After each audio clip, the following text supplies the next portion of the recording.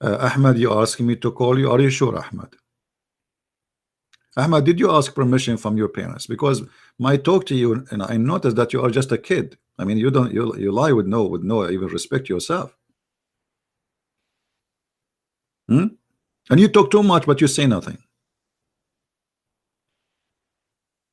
You give the mic to Ahmad, he start talking. Ahmad,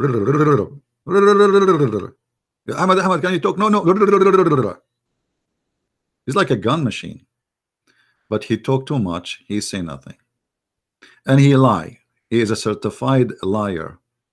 Like yesterday, he said to me, in Islam, it is not permitted to own slaves.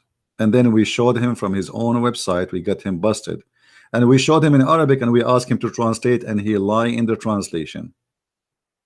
Ahmed, I will give you a call. Let us say, just for a laugh.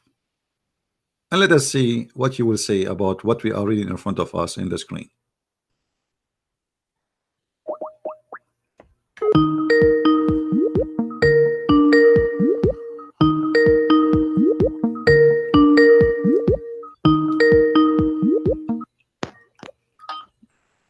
Yes, Ahmad. Hello. Hello. Assalamu alaikum. Wa alaikum assalam. So what do you think, Ahmed, about your prophet saying shaitan he Come on, man, you are saying the same thing every day. You are saying I am crying like a baby. You said the same thing about Abdul Wadud, and you said, you know, man, the thing you did, I answered all your question yesterday, and I have a lot of reviews of people today are saying you busted him. Really? And now you are making jokes. You hang the phone on my face 2 times. Okay, let us go from zero. Everybody is laughing. You said yesterday that Aisha, she was, hold on, let us see how many lies. No, you said no, I will go back to zero. You said yesterday Aisha, she was 18 when she married Muhammad. This is a big fat lie, and I got you busted. I show you Islamic website you gave me yourself saying that this is a big fat lie. Number 2, you said to us that a Muslim is not permitted to own slaves, and I show you from the same website you gave me, it says it is the opposite. You are permitted. The one who says it is not true that you are not permitted to have slaves in Islam. How many lies yesterday you told me? What else, guys? Remind me what else he said yesterday. Everything you said, it was a lie. Not a single thing. And I am the one who show reference, and you are the one who just give me speeches. What about the sperm coming from where? I showed you from your website that the sperm, according to Islam, come from the location of the necklace of the women. What else? Remind me. So yeah, what are you talking about? You spoken about the fahisha. Fahisha, yes, it's about lesbian, and you agreed yourself in the beginning. You say it's not about lesbian, and then after 5 minutes, man, you know what? You know what? When I heard it again today, I did tell you in the beginning, it's not about lesbian alone. It's about lesbian, adultery, about everything. My friend, it says women. It says women. You speak Arabic, I speak Arabic. Okay, so how women they will do adultery if there's no man? It says your women who do that. The Quran make a punishment clear, 2 verses, one after one for the homo and one for the lesbian. So the one for the homo is 16. First of all, you need to have 4 people to testify on this, and then you don't kill them, you don't do anything, you just put them in the house. Okay. What do you want? You want to have homosexuality around your society? Do you want that? I want to ask you a question. So why you don't do the same to the Abdul?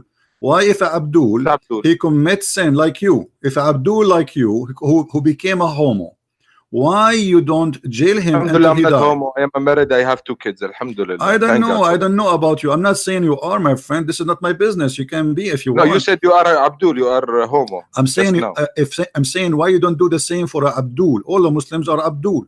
So when we speak about, excuse me, what is Abdul? Abdul is Abdullah. All of you are Abdul. Your prophet says that. I can show you the hadith. All the Muslims are Abdullah. You mean you call us Abdul because we worship Allah, right? You call yourself actually a Shaik. You are the one who told me that you listened to my debate with Shaik Abdul Wadud, right? His name is Abdul Wadud. Okay, and he said to me, I will give you an example. If there is 2 guys, one his name is Abdul and one his name is Abdullah, correct, guys? Even your Shaik, he gave me that. So why are you upset? Okay, now we go back. We go back to zero. Okay, now let's go. Okay, hold on, hold on. Okay, hold on. You said to me, do you want to have a homosexuality in your society? Well, I'm asking you now, what kind of justice to make a differences between the punishment for females who commit the same sin as men? For the women, you jail them until they die, and you agreed. But in the case of men, you beat them with sandals, and if they repent, you let them go. No, we don't beat them with sandals. Okay, let us see. Okay, listen. Me and you. No. Me and you. Let us make an agreement. When someone of us says something, you have to prove it. Is that fine? Okay, fine. Okay, I will go right now to Tafsir. Hold on. And also prove it. You bring the whole truth. You don't. No problem. Here we go. Everything in the screen. Everything in the screen.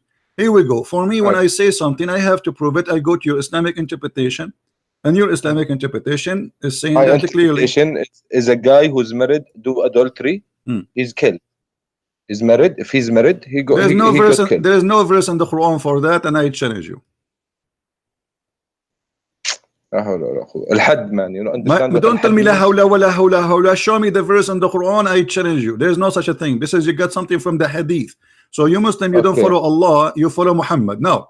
This is, hold on, listen, you see, you Muslims are like a kids. When you speak to me, speak with respect. I am the master of Islam. Listen to this. Says, people are laughing. Listen, everybody is laughing at you, not at me. Tafsir al-Jalalain.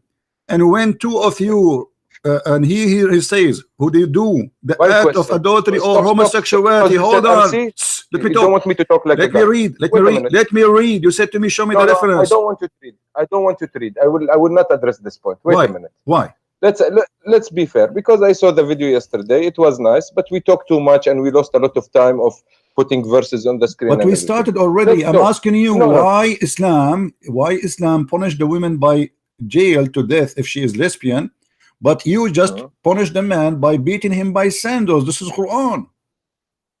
Okay, you mean if a man commit adultery, we just punish him by sandals? If he is a homo. Read it. It's in front of you. The homo?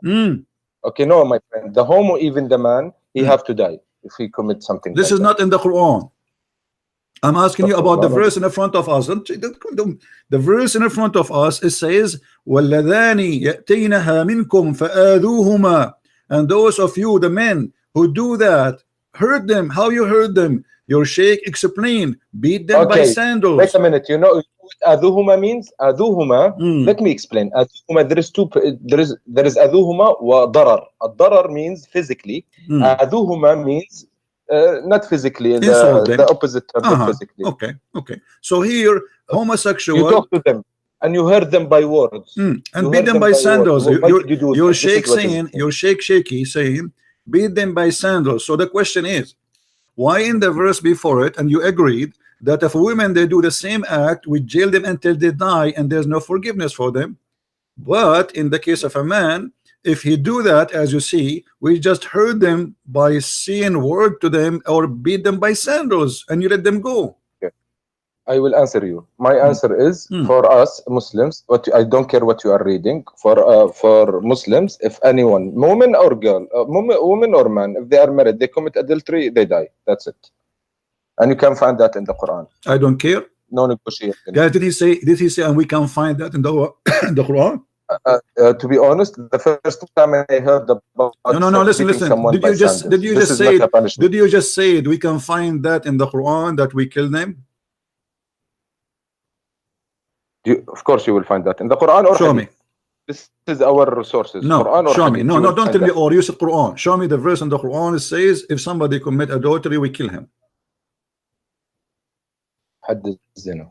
Okay, you still want to lose time on giving verses? No, we will not lose time. Here, I spank Muslims. I don't debate them. Muslims are a bunch of kids. They have no idea what they're talking about. You are a person who go to the mosque every day and you pray to Allah and you are married and you have kids and you are a man, but yet you are fabricating stories not exist in Islam. What you are saying is in the Hadith, not in the Quran. So why you are lying?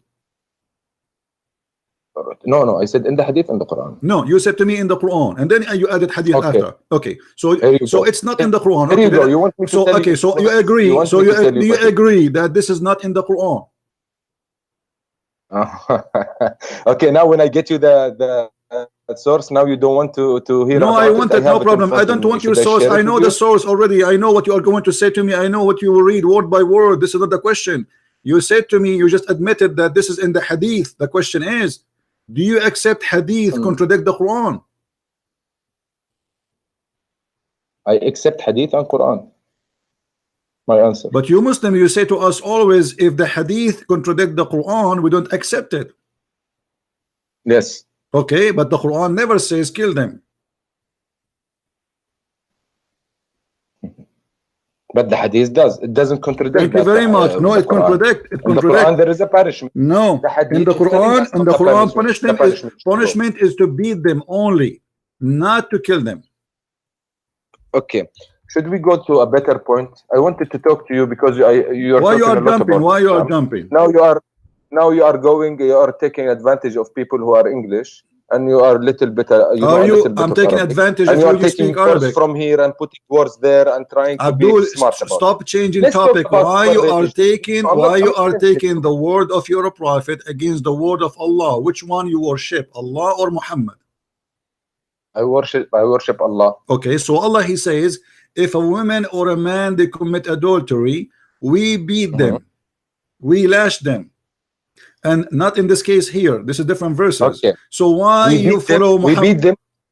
Okay, continue. Okay, so why you accept the hadith where it says kill them when the Quran did not say nowhere to kill anyone for committing adultery? Okay, my answer is you have a very straightforward question. Why you accept the hadith when the Quran said something? Because to me also, the hadith is a very reliable source. If there is something in the Quran that is not mentioned, we can take it from the hadith. But 99% of the stuff is mentioned in the Quran. Okay, so we only take from the hadith what the Prophet did, what the Prophet say. So we should do like him, and we should say like him. This is exactly what I can tell you about the hadith. Let me answer you. Is it true that you used to have a stoning to death verse in the Quran, but the goat ate it? First time to hear this. Okay, do you have a goat at home? No, I'm not living in a farm. Okay, no problem. I wish to have a goat actually, but I wish to. Yeah, but for me, I'm afraid to have a goat because she will eat my Quran. This is your prophet, Aisha wife, saying, this is your prophet wife. This is your prophet wife. Hold on. This is your prophet wife saying that there was a verse for stoning to death, but the problem, the goat ate it. Okay, you are realizing that you are bringing stuff from the wife of Rasul said, the wife of Muhammad said. You're not bringing anything from my religion, the Quran. What is it's telling me to so do. Now your wife say, the wife of the prophet said, isn't it your prophet? You Muslim Sunni, you say that the prophet says, took your religion from al-Humayra? No. Take your religion from the blondie? No. Take your religion. Are you from farting God. or what? Why are you asking yourself? Are you farting? Are you farting? From the blondie, Christian. Did you fart? Does it mean? Did you fart? Did I fart? Yeah. No, I didn't. But I might. Okay, my friend. I knew as long you did fart, because I heard you squeezing and doing something. The prophet, he says, if you fart, Allah don't accept your prayer. Yes. Why? Agree. Why? Because when you are in the mosque, you have to be clean, pure. Everybody, before you go to pray, you wash yourself. Then you go to pray. Okay. But what your prophet said, if you say if you fart before the end of the prayer, it's accepted. No. If you fart before the end of the prayer, you stop the prayer, you go wash yourself and come pray again. Well, let us see the hadith, my friend. Let us see the hadith. The hadith says the opposite. Here we go. Here your prophet saying that Allah don't accept you for your prayer if you fart. And then here, let us see. Your prophet said,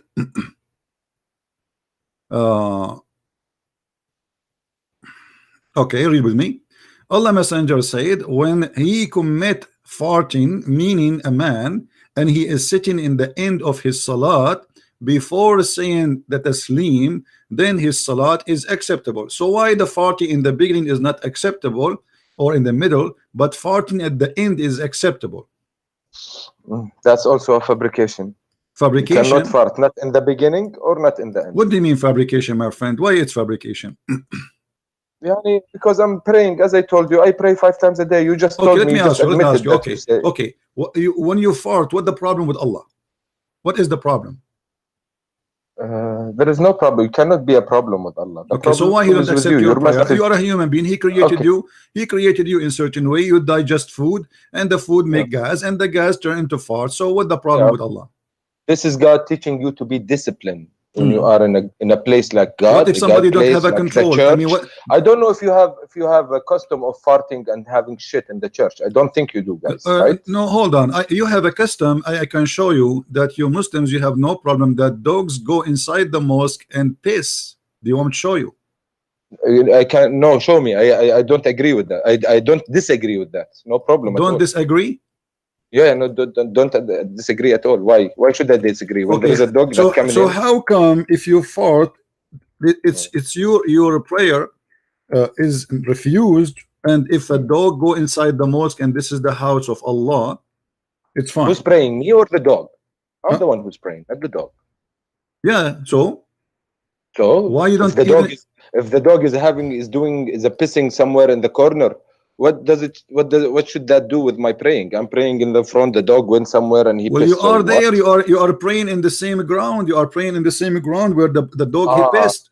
Thank you very much. It's about feeling. We don't take it literally. Read with me. Literally, no, literally. What literally? What feeling? There is a dog literally. Listen, here we go. My father said that during the lifetime of Allah apostle, dogs used to urinate and pass through the mosque.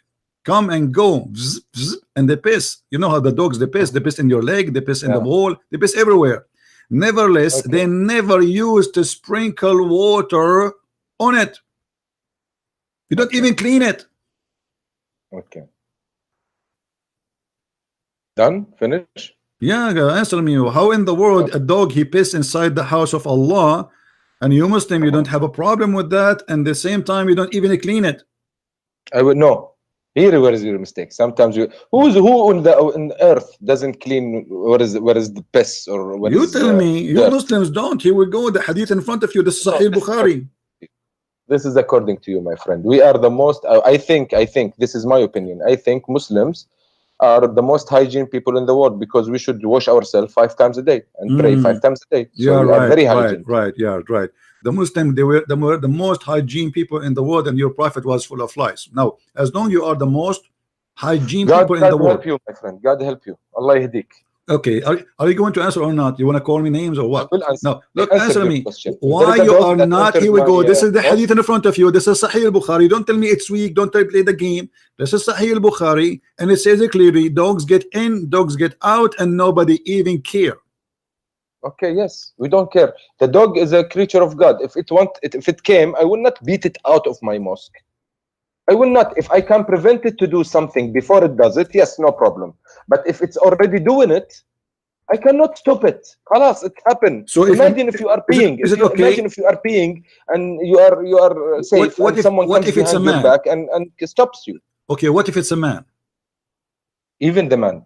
God, I think there is also an incident with Prophet Muhammad. Someone was taking a piss in the masjid. He was drunk or something, and the Prophet Muhammad and his disciples wanted to kill him because he's peeing in the mosque. And Muhammad told them, "No, leave him alone." Okay.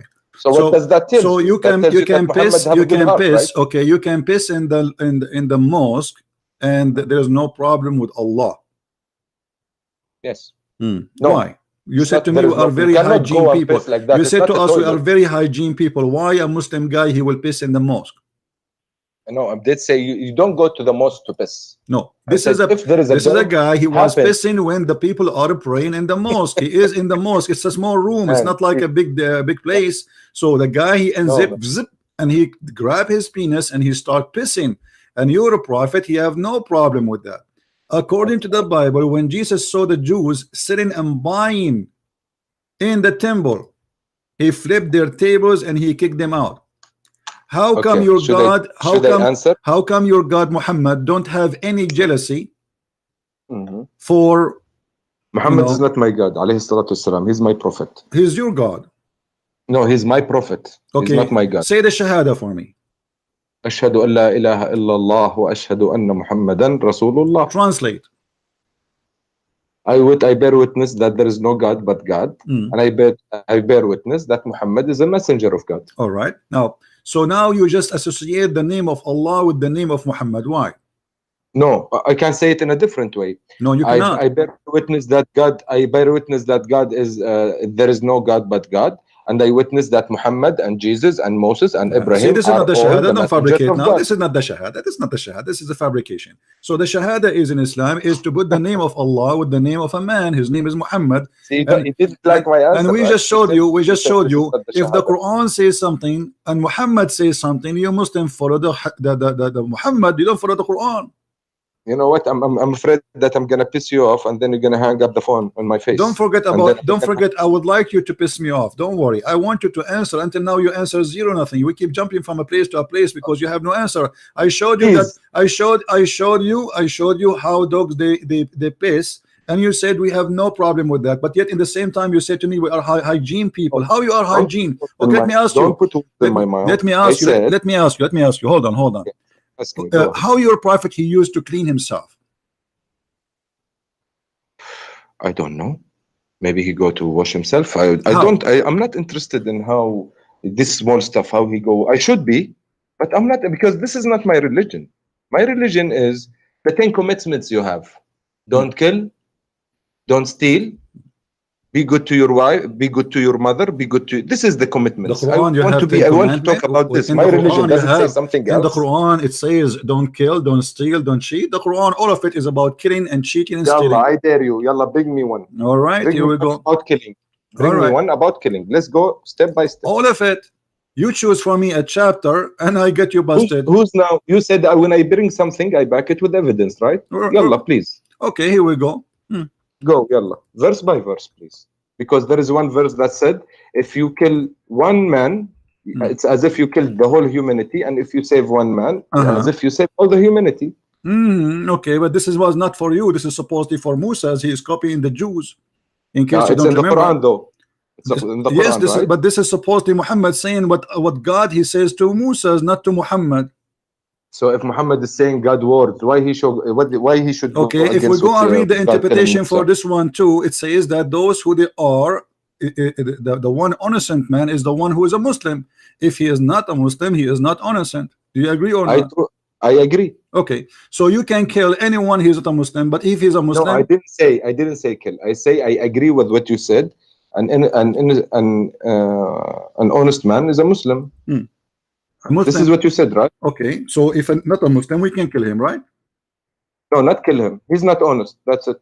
But you said to me, you just quote for me a verse saying, if you kill an innocent man, as if you killed all mankind, and you just confirmed. Okay, I want you to read this hadith for me. Yalla, go ahead. Go ahead. This is the da'if hadith. Go to the left, please. It is a da'if hadith. Why you are giving it to me if it's hadith? What's wrong with da'if hadith? Is it bad? It's no, it is weak. People say it's weak. It's not. Maybe it's probably not from Muhammad. So what weak mean? Like did not eat good? What happened? What do you mean by weak? Maybe it's a lie. Muhammad didn't say it. Okay, read the hadith for me. First, read the hadith for me, and tell me what do you think about it. Okay, you are the best of people ever raised up for the benefit of mankind. Okay, the best of mankind are those who bring them with chains around their necks till they embarrass Islam, and thereby save them for the eternal punishment in the hellfire and make them enter Jannah in the hereafter. Okay. So what do you think about this week hadith? What do I think about this week hadith? Is it bad? My opinion, yani? Okay. I don't know who's he addressing. You are the best of mankind. If he's talking about Muslims, I don't agree with that. You don't agree? I'm not talking about we Muslim, because to us, in our eyes, Muslims are everyone who submit to God. It's not Arabs. So you don't agree? You don't agree that Muslims are the best of mankind? Yeah, not Muslims in particular. Anyone who submit his self to God, this is a Muslim to us. Yani, I mean, Ibrahim is a Muslim as well. My friend, this is not a question. Well. No, this is not a question. Those who submit to Allah supposedly according to you, aren't they Muslims anyway? Yes. Okay, so here, do you agree that the Muslims are the best of mankind? Yes or no? Yes, sure. Okay, and why you have to bring people with the chains around their neck? I didn't understand that. What does that mean? That's mean you attack me and you take me and you put a chain around my neck as a dog and you take me as a slave. Maybe that's why it's daif. See, there is why it's daif. So that's because, why it's so now it's daif. So we reject it because it's exposing Islam, right? Because it's daif. Of course we reject. Of course. Okay. I have a surprise for you. This is not daif. This is sahih. I said if it's daif. No, you said it's daif. This is you said. You see, in a second. This is why I say you are a kid. All of you Muslims are kids. All of you Muslims are a bunch of kids. A second ago we rejected. Yeah, this is why we rejected because it's daif. Yeah, this is why we rejected. You just said that. The second I say to you, I have a surprise for you. This is sahih. Now, don't call me again. Let your dad call me.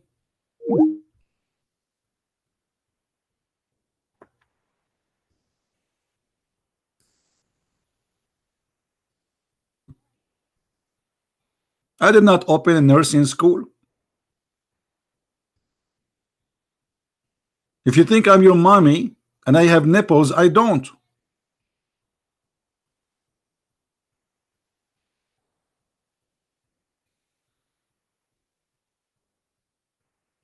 Do you see how they are? They have no honesty. They're a prophet. Oh, brother. Oh, Allah Prophet, he said, don't kill innocent people. But innocent people in Islam is those who converted to Islam.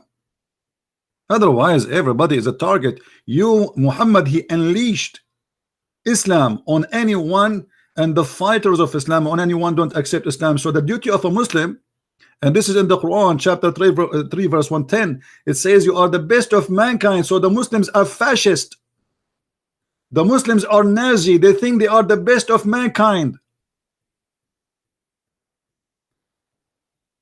And because they are the best of mankind, they believe they have the right to enslave every human being.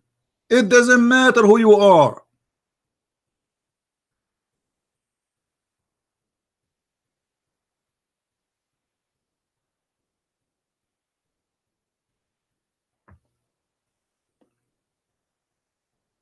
Why? Why you do that to yourself? Why you bring humiliation for yourself? Why you change your opinion in the speed of light? And this is why I say to you, Christians, Hindus, Buddhas, it doesn't matter who you are. When we debate Muslims, we don't debate them. They play games. They are not decent people. They never give a correct answer. They play. The answer is vary, depend how the situation is. It's a shameful cult.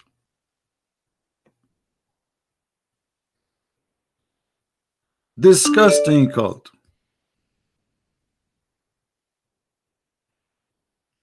Imagine if we say we Christians, we have a duty to go bring them all with chains, and we can do that. Muslims are no match for us in any meaning, anyway.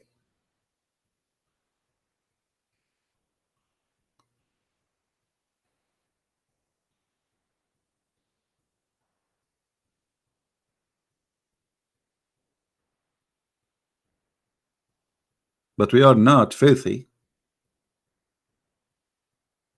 Jesus said, love your enemy. Muhammad, he says, kill them, bring them with the chains around their necks. And the liar yesterday, he was telling me that in Islam, we are not permitted to own slaves. And the Prophet of Islam, one of his names actually was Ba'i'ul Abid, the one who sells slaves. And he bought and he sold and he made and he created millions of slaves. Until now, slavery is lawful in Islamic countries.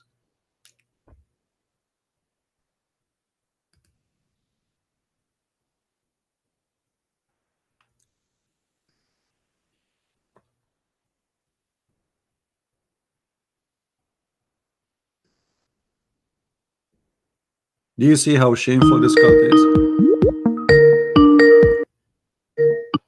Why you are calling me Abdul? I am calling you because you are making a joke of yourself. When I destroy you, you hang up the phone on my face. Come on. Boy, he destroyed me.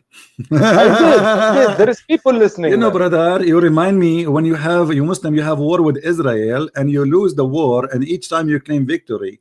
So the first war with Israel you lost, the second war with Israel you lost, the third war you lost Jerusalem, and still until now you claim victory.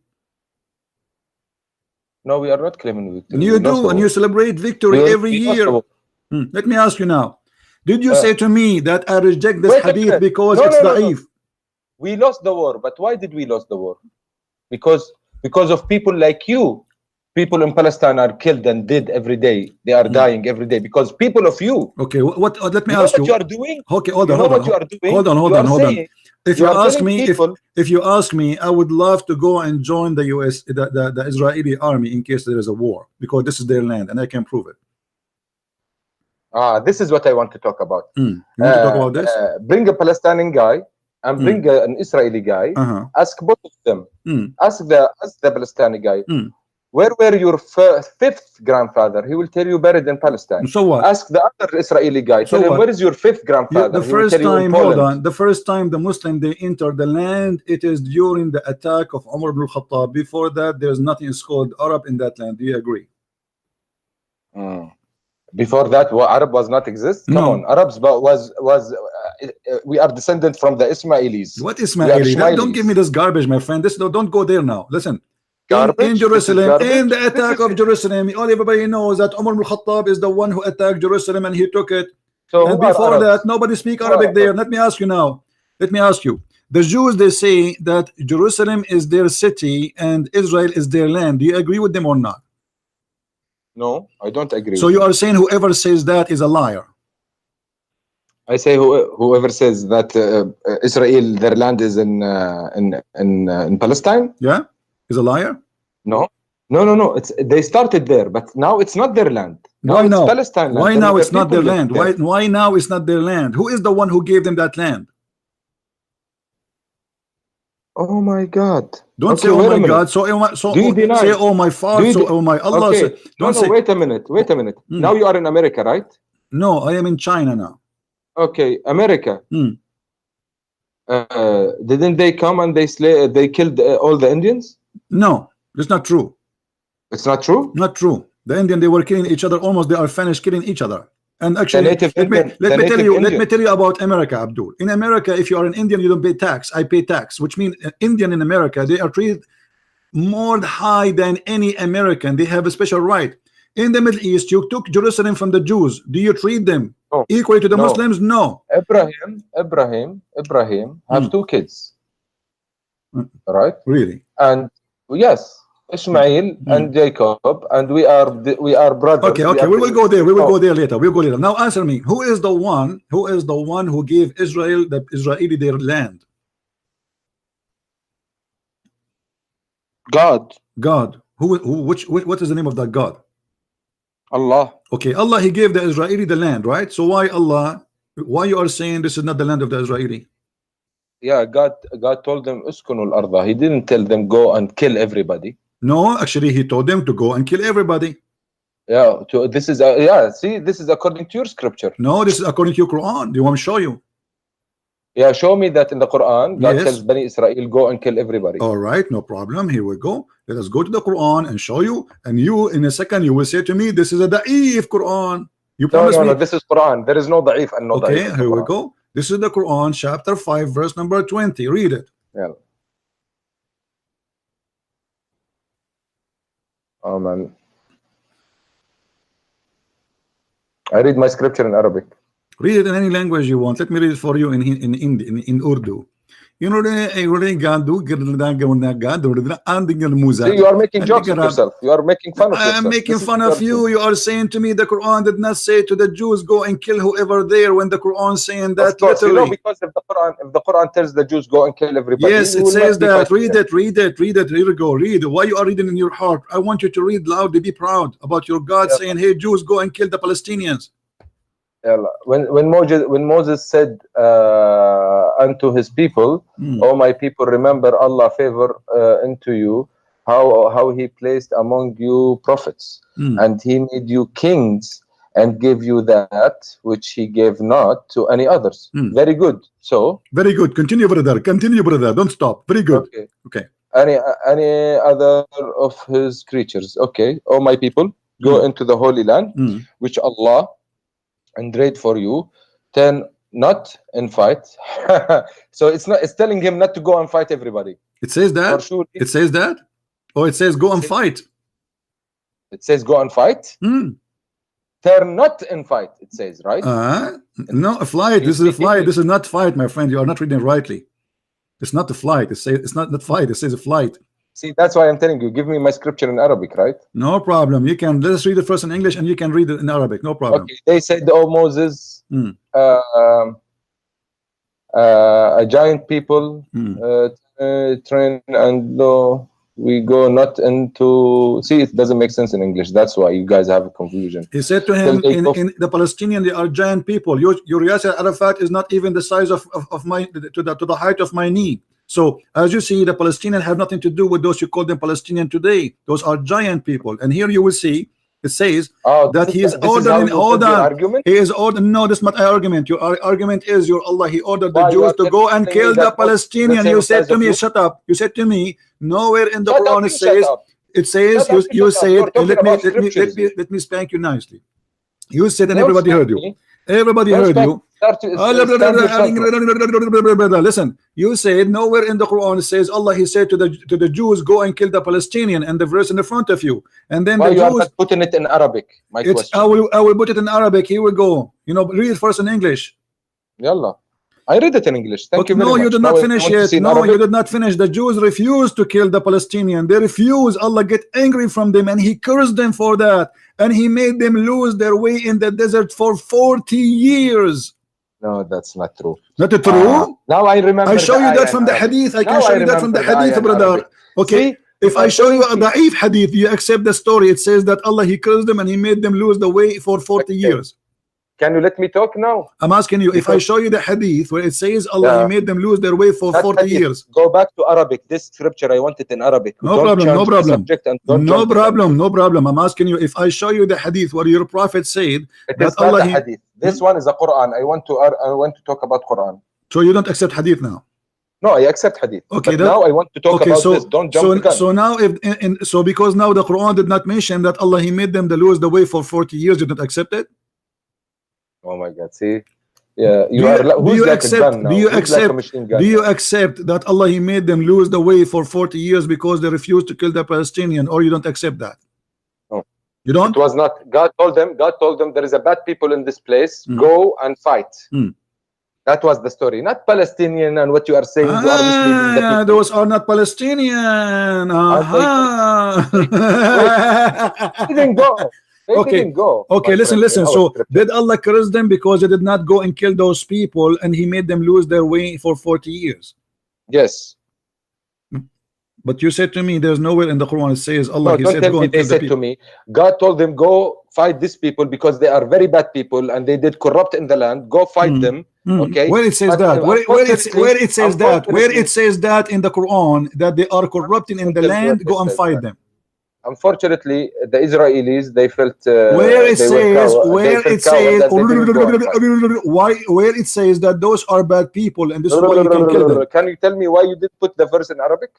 I will put it in Arabic because at first I want to get you busted. You can read it in Arabic in your website. Open your website. I give you the verse number. I give you the chapter number. What's wrong with you? Now listen, and I'm sure you have it in front of you. Now I'm asking you, when you say to me, yes, Allah, he ordered them to kill the people who live in that land, that's mean you admitted that those are not your people. Those are different people, correct?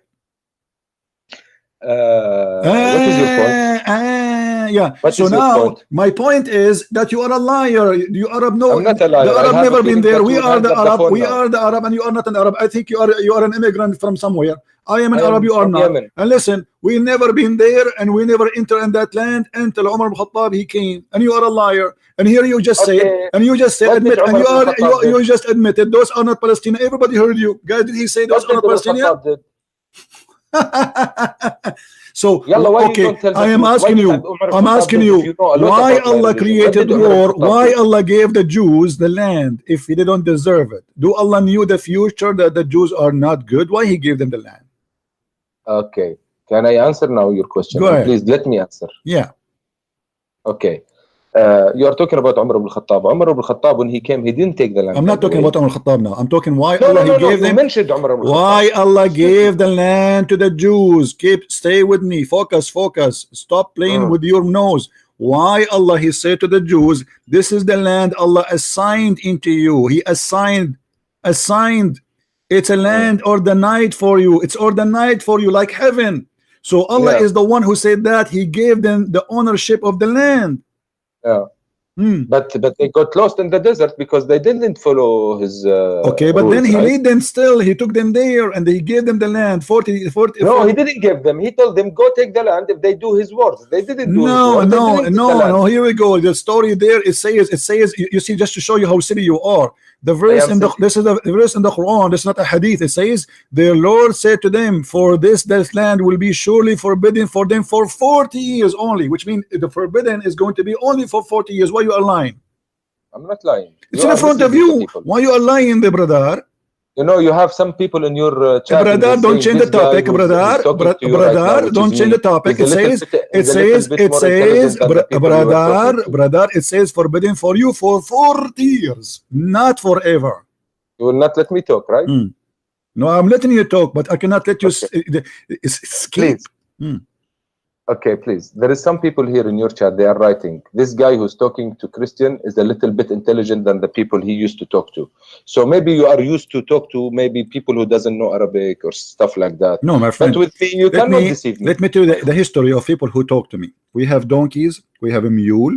We have little mule. So you talk to donkeys? Oh, you understand donkey? Yes. Well, your prophet he spoke to donkey too, okay, right? let me ask you. Did your prophet ask a donkey, do you like females? Allah, your questions are stupid about donkeys. Hold on. Okay, you are the one who said to me you talk to donkeys. Did your prophet ask a donkey, do you like females? Yes or no? Oh my God. Hey, let's talk about better points. Why you change the topic? You have a problem with Muslims. Yes, I talk to donkeys now. Okay, so you're a prophet. He spoke to a donkey and he asked him and he said, do you like females? And then the donkey looked like he was a gay. He said no. He got angry. Now we go back to the zero. Now Allah said it's forbidden for you to enter the land for 40 years, which means this is the only anger. The curse is for 40 years, and after that this is your land. Where Allah He gave the land back to the Palestinian in the Quran? When Umar ibn Khattab came. Where Umar ibn Khattab, he was sent by Allah, saying to him, this is the land, take it. Where it says so? No, of course Umar ibn Khattab was sent by Allah. He's a prophet. Okay, hold on. Guys, prophet to whom? Wait a minute, let me finish. He was mentioned in the Jewish book. That's why I'm telling you, Umar ibn Khattab, he didn't fight them and take the land from them. They opened the door for Umar ibn Khattab and they let him enter. This is the right story. Right, this is the right story. Will he surrender the city? And by the way, don't call me again. By the way, don't call me again. You're a kid. Go and read the Pact of Umar. Everybody will laugh at you. They forced to open the city because they will kill them all. Die or agree with my pact.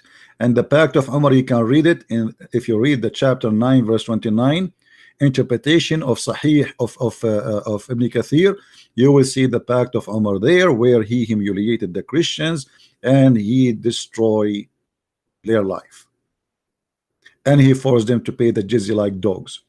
And actually I have no respect for those Christians who live in that city at that time, and I call them cowards. I prefer to die before I let those savage people enter my city and force us to live like dogs. Just try to do that again with us and you will see what will happen. We are free people and we live free and we will die free. And this is what we did with you with ISIS and Al-Qaeda in Iraq and in Syria.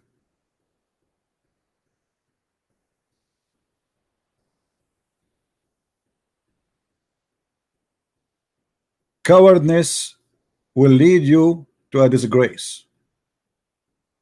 Jesus never taught us to be cowards. Never. To be merciful, yes. To be loving, yes. But not to be cowards. We are the Christians, and we don't hesitate to give our life for the Lord and to our family and to our land. And the one when I take it from us, you have to think not twice, 100 times before you do that. And as you see, Islamic countries are not Islamic countries, and they are coming back to our hand. Glory to the Lord. Jerusalem is not yours no more. And soon even Mecca is going to be turned out of your hand. The Muslim, they made a mistake when they say that Abraham is the one who built the Kaaba. That's mean the one who should have the Kaaba is the Jews, or at least they should have 50% of it. Same time, the Muslim, they lie and they say that Muhammad is from Ishmael, and this is a very silly argument, because Ishmael was not an Arab and he is not the father of the Arab, for the Arab was exist before Ishmael. Even in their silly books it says that Ishmael, he married from the tribe of Jarham, which is the enemy of the tribe of Muhammad. So how Muhammad can be from Ishmael? If Ishmael, he did not marry from the tribe of Muhammad, he married from the enemy of the tribe of Muhammad.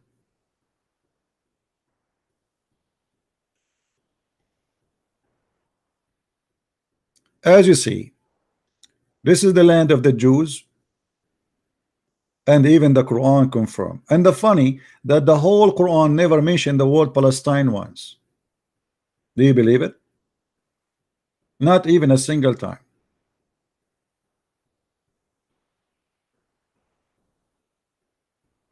Imagine I am an Arab and I marry a Chinese, yet my son is a German. I mean, how silly that argument is. Ishmael is a son of his father, and his father is Aramic, and his mother is Egyptian. So at least we can say he's half Egyptian, half Aramic. How that can make him the father of the Arab when the Arab, they are exist before him? They say to you that he married an Arab. So if I go right now to China and marry a Chinese, I became the father of the Chinese. The Chinese exist long before me. I just marry a woman. Even the Quran confirm. It says that call them by the names of their father, which mean the sons should follow the identity of the father, not the identity of the mother. Which mean if the children of Ishmael are born, they should be called as Ishmael called. He is Aramic, for Ishmael is born of Abraham, who is Aramic too. Very silly, stupid argument. It goes even against the Quran. And nowhere in the Quran it says, even in the Quran, it says that Muhammad is from Ishmael. Not only that, the silly Quran confirm that the prophethood is in the children of Abraham from Isaac and Jacob only. Read with me carefully and laugh at the stupid author of the Quran. Chapter 29. Don't call me please if you are a Christian, otherwise I will block you. Don't call without permission, please. You are just disturbing me.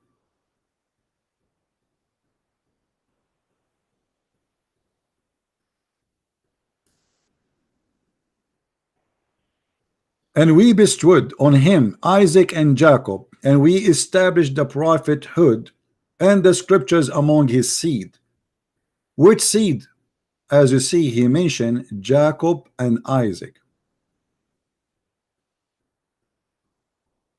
Do you see it?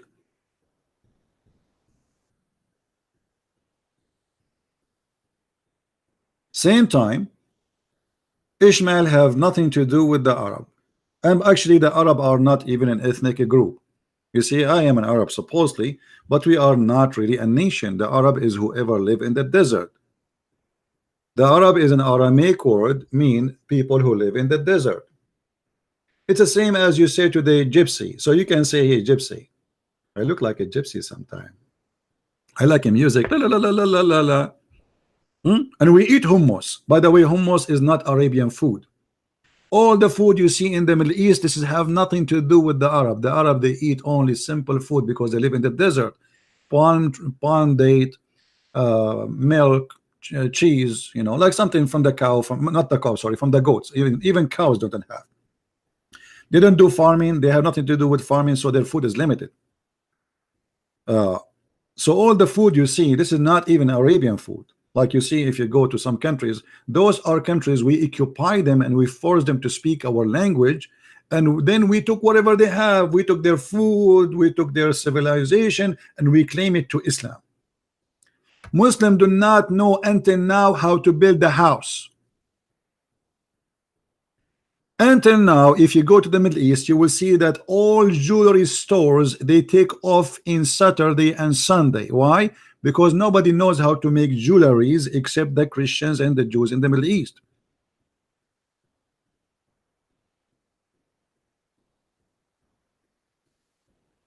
Even the mosque of the Muslims is built by Christians. And the one who they are great and wonderful, they are hijacked by the Muslims. They used to be churches. As an example, the mosque, they call it Al-Aqsa. This is not a mosque and never was exist. This is the temple of the Jews. As an example, the biggest mosque in Damascus. This is not a mosque. This is a Christian church. Same in Egypt, same in Iraq, same. You go, same in Turkey. All of Turkey is not their land. This is not, there's nothing called Turkey. This is the Constantinia, and this is our land, and we will take it back. No matter how long time goes, we will have it. We will have it, and our church's doors will open again. It's just a matter of time.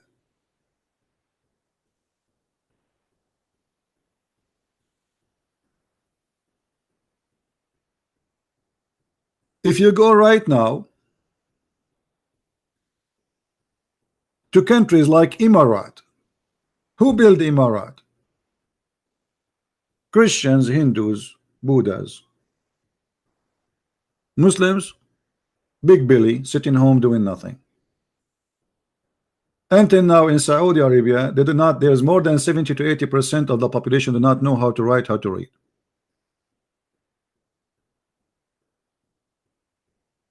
They don't even have people who clean garbage in the street.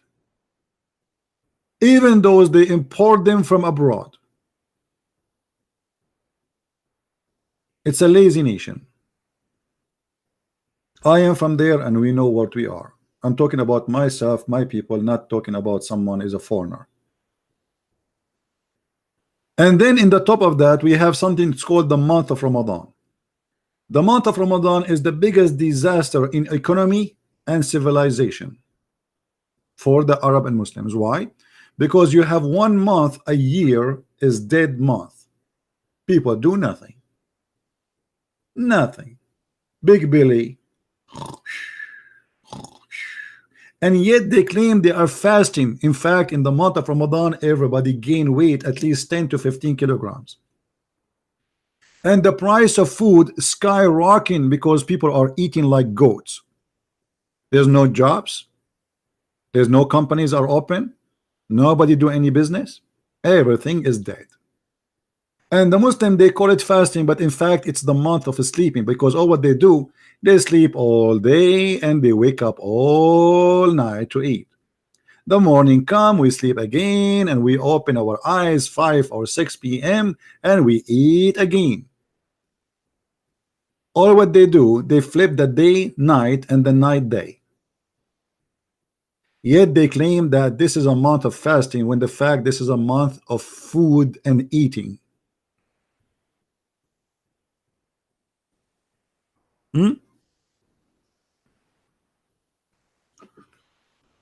Now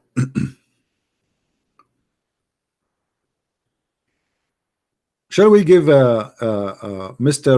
Alawi a chance to call us again, guys? What do you think? Do you like him? Be honest with me. Do you like him? He's funny, isn't he? He's funny, but he's like he's a kid. But he's an adult. He's not a kid. He's like, maybe, I don't know, maybe he's 30, 40. I'm not sure how old is he. But and funny, he says to me, people in the text, they are saying that I am smarter than the rest. And if you are the smarter than the rest of Muslims, how horrible the situation for Muslims then? If you are the smarter, and you are saying you agree that you are the smartest between the Muslims, how bad the situation, my friend, is. If this is the smarter between the Muslims, I mean, this is really, really a big problem.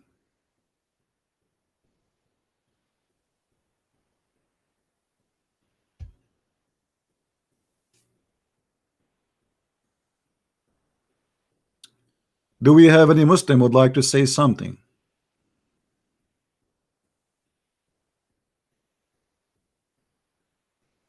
Hmm?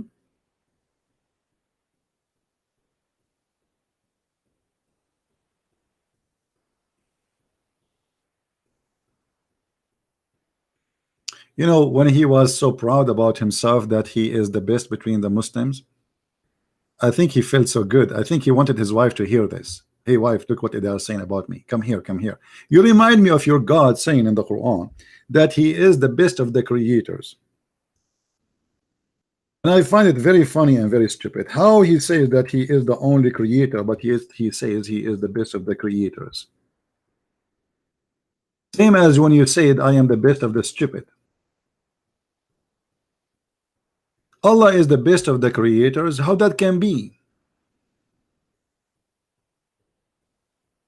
Either here Allah is being funny and silly and stupid, or Allah is bored, he decided to make up creators beside him, and he agreed that he is not the only God.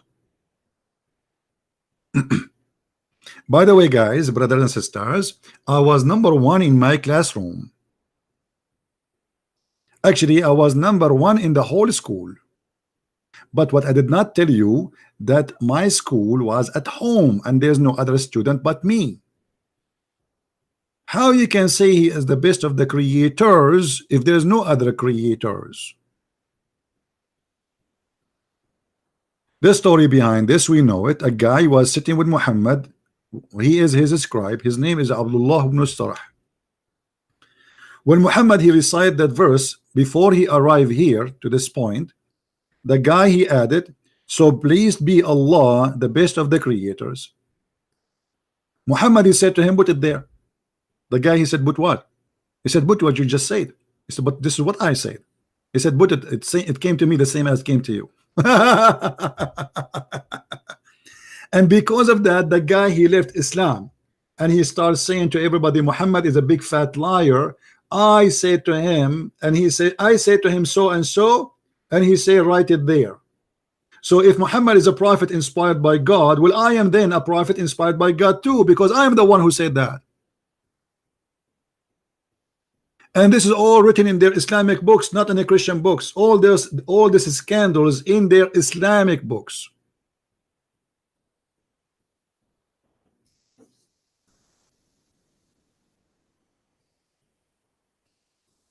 Do we have any Abdul?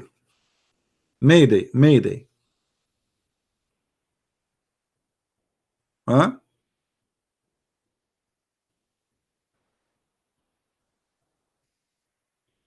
Actually, I wasn't the best in the class, because when I enter a classroom, the student run away. Unbelievable. I was a very good student. I have a good grade, don't take me wrong, but I don't know, for some reason I don't like you see the system in the Middle East, the teachers, they treat student as slaves, and I cannot take that. So every day I have a fight with the teacher, not with the students. The teacher, he go to the classroom, he says, where is this guy? Where is this guy? They hear news about me. He said, listen to me, I am not like the other teacher. I'm warning you. If you think you can do the same to me as you do to the other teachers, I am not the same. And all the kids, they say to him, yes, yes, sir. All of them, they say the same as you. Just wait. They used to slavery. I'm not used to it. They love to dictate. They love to make you a toy. The mentality of Islam have an impact on everything. School, government, everything, even household. The parents in the Middle East, they feel they own the children. It's not like a gift from God, so they treat them like slaves. The government, they own the people. It's not we are serving the people. And this is exactly what Muhammad he did. You see, the Muslim, they lie to us and they say Muhammad was a very just man. Muhammad was servant of Allah. Muhammad, he made verses saying, who wanna give me her vagina? Not only dictating your life, he is dictating the vagina of your wives. Imagine, it's written in their books that the prophet was offered a privilege, or Allah gave him a privilege, and one of them, if the prophet eyes fall into a woman, her husband, he have to divorce her immediately, so the prophet he can if her. Have you ever heard of a religion like this? If the prophet eyes fall into a woman bum and he like it, you the husband, you have to get rid of your wife immediately, otherwise he will kill you.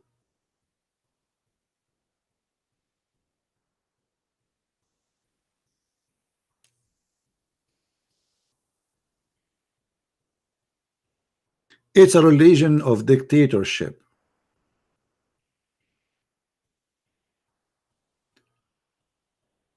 Anyone knows where we can find the video where the guy he said to us that Allah he made Adam sin because Allah wanted to be known?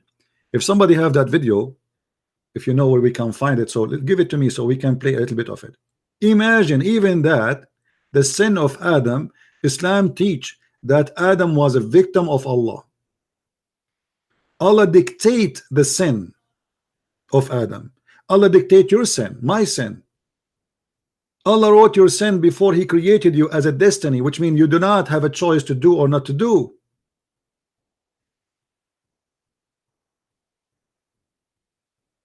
It's a stupid cult.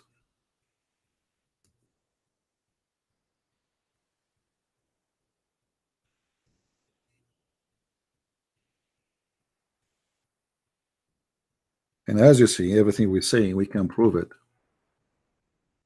Easy.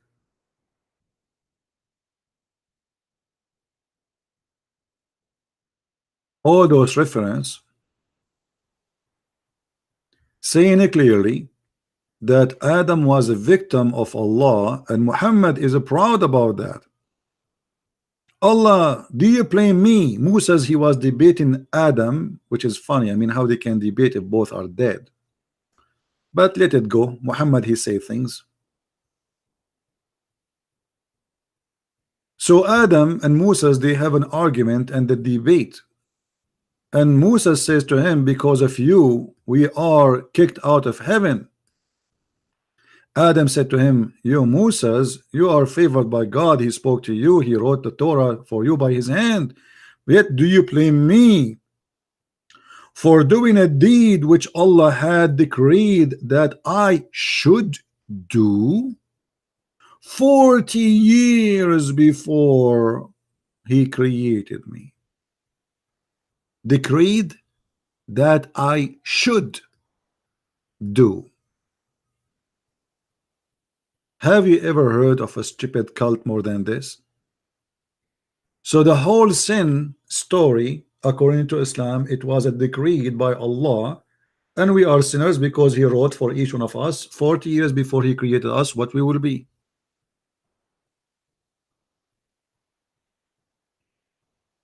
How that can be from God? This is not about knowing the future. This is about decreed what I should do. A Muslim, he tried to play game. He says to you, oh, this is about God. He knew the future. This is not about knowing the future. This is about writing the future. Decreeing the future, which you should do. You cannot escape.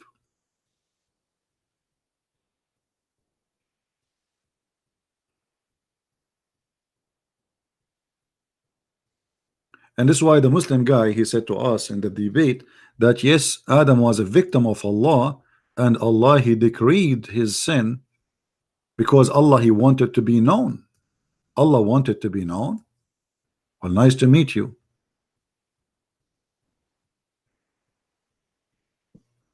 Just because Allah he wanted to be known, he make us commit sin, and he for us to commit sin. In different hadith, Muhammad he said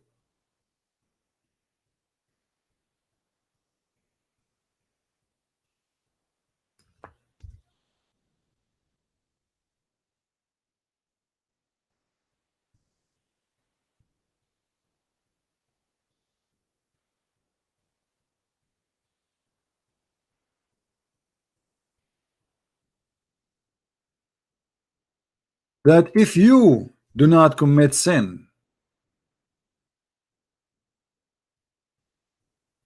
Allah will destroy you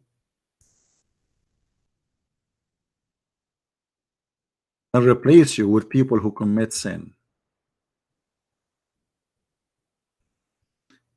If you study this statement from Muhammad, it's a clear statement from him of how he is trying to scare the Muslims, saying to them, you should do sin as much as you can, yet just ask Allah for forgiveness. That's it. This is the whole idea of Islam. And your sin is a destiny, it's not even a choice. And here you will see that Muhammad here give us a very clear image that his God is a self he have suffering from self loneliness. He is lonely. He need people to say please forgive us.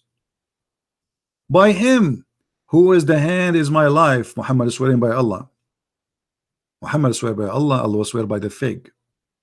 Allah swear by the day. Allah swear by afternoon. I never heard of a God like this. If you were not to commit sin, Allah would sweep you out of existence and he would replace you with people who commit sin and seek forgiveness from Allah, and then he would burden them. So Allah have a special joy. The joy is commit sin, so you can say please forgive me, please, I need to be forgiven, please. If you don't commit sin, you will not ask for forgiveness, and Allah will not enjoy his life. So when you commit sin as a Muslim, you are doing a favor to God.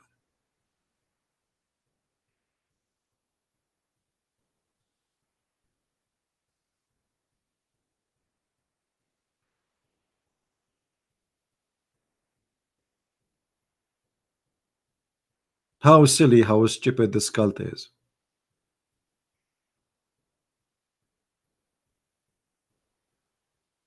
Abbas is just a kid. If he can bring somebody with him, I will take his call. You have to bring an adult with him. If he can bring an adult, I will let him talk.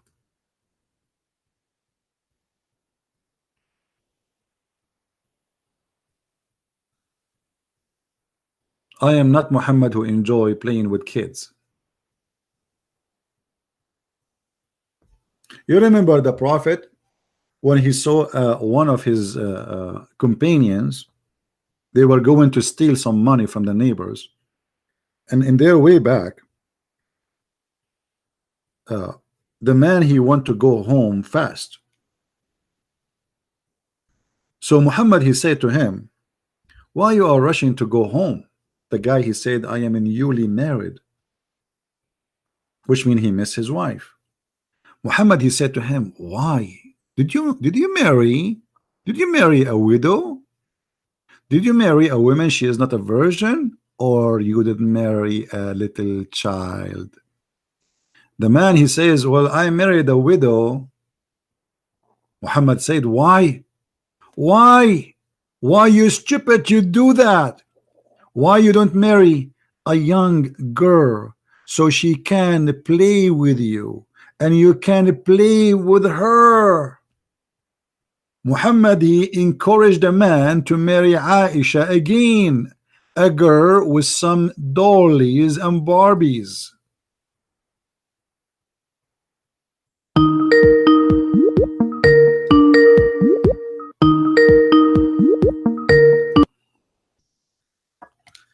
Asif, I have to hang up on you. I have to hang up on you. Do you know why? Okay, sir. Because we said all Christians, please don't call unless you ask first if you can call. Sorry, CP. All right, no problem. I'll ask you. No problem. Thank you. Sorry, CP. Yes, Ahmad, why you are calling again? Yeah, I'm calling because you are saying nonsense, man. Why? Okay, here we go. A man, his name is Jabir, and he married a woman, she is a widow. And your prophet saying to him, why you don't marry a little baby so you can sport with her? And this is da'if hadith. Okay, you're saying it's a da'if hadith. Now you're gonna tell me no, it's not da'if hadith. It's a strong hadith. Are you scared now? Are you scared? So what do you say about your prophet saying that? Okay, can I read it in Arabic, please? Sure, go ahead. Go. How's your Arabic doing, by the way? Put it in Arabic, طيب. Okay, طيب.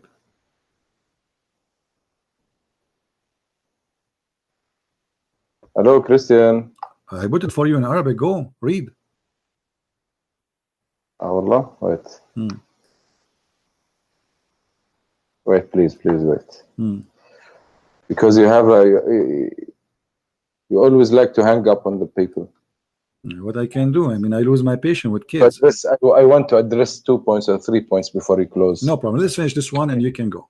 حدثنا آدم حدثنا شعبة حدثنا محارب قال سمع بن جابر بن عبد الله رضي الله عنهما يقول تزوجت فقال لي رسول الله صلى الله عليه وسلم ما تزوجت فقلت تزوجت ثيبا, which means he married someone who was divorced.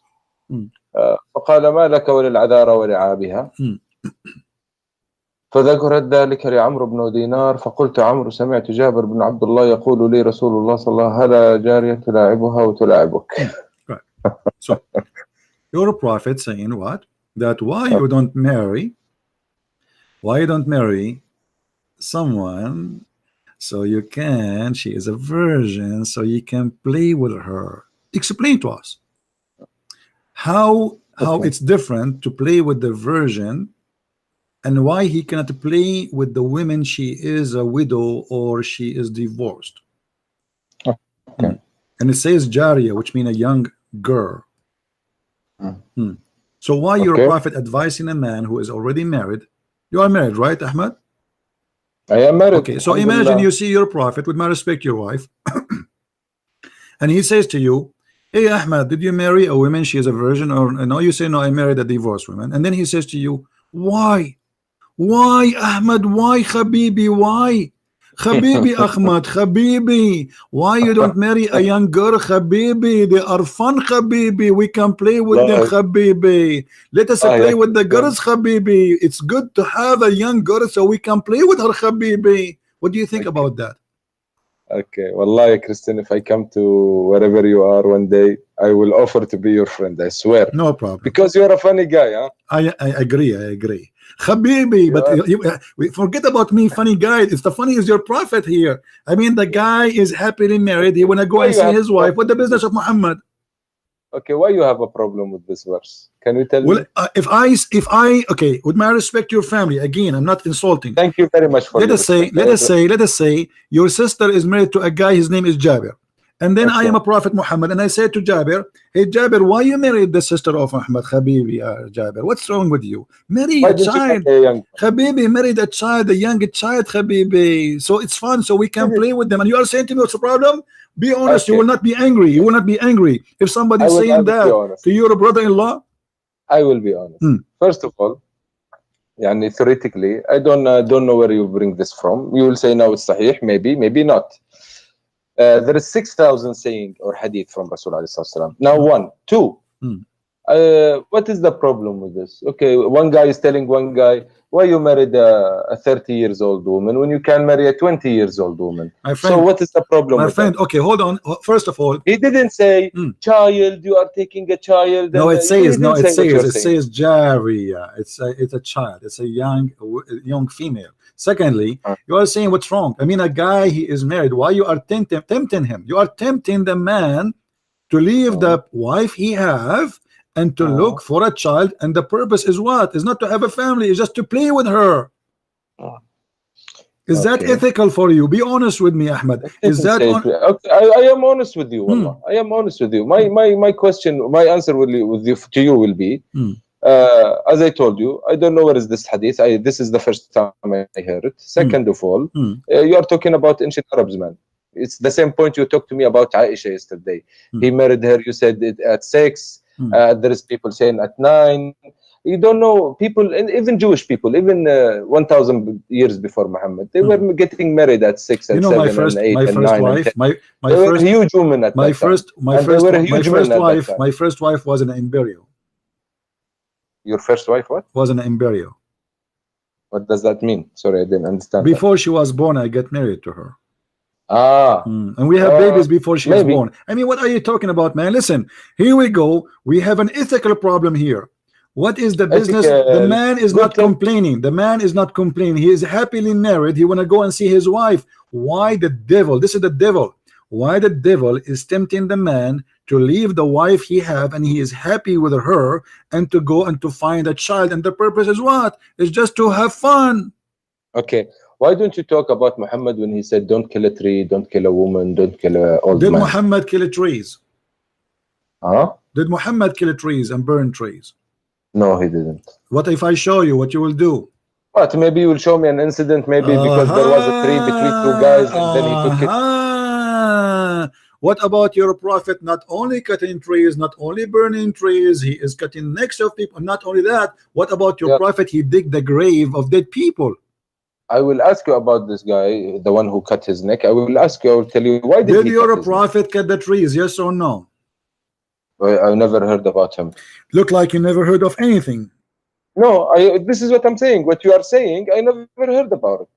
This is what I want to tell you. Do you see what you are saying in Muslim community? Do you see that we slave people now? Do you because see you that cannot, you cannot. You cannot. If you can, you will. If you can, because now the Muslims are not a major power in the world. You cannot. You cannot. And when you can, you do. And this is what happened in Syria. How many slaves you have in Syria? How many slaves you have in Iraq? How many slaves you have in Mauritania? Mauritania now the biggest Islamic country in the world for slavery. More than 80% of the population are slaves. Okay. Have you ever heard of a country 80% is slaves? So I'm asking you now, when ISIS they enslave people, did they do exactly what Muhammad did? Okay, Wallah, a Christian, to be honest, I went to Syria. I didn't see slavery. I went to Egypt. I didn't Where see you went? slavery. Where you went? Did you go to under Islamic rules? I went to Aleppo. I went to Damascus. Of course, before the war. But this is not Islamic. This is a secular guy. The leader there, the government is secular. If we have an Islamic country, real Islamic country. Wait a minute. If you're saying it's not Islamic, why you just brought it as an example? You said in Syria there is slavery. Well, I was talking about Syria just whatever they establish Islam, you have a slavery. ISIS is a true Islam, and they have a slaveries. ISIS are not Muslims. Really? Why? Because first of all, they are not carrying. They are carrying American weapons. Thank you very much. You are carrying an American weapon too. What country you are from? I am from Yemen. I'm not carrying. Okay, don't you carry American? I can show you right now. You are carrying American weapon.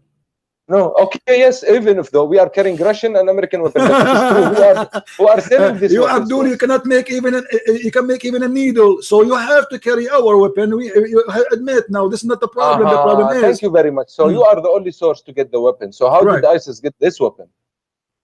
They attacked the Iraqi army, and the Iraqi army, the coward, they ran away, and they took all their arms.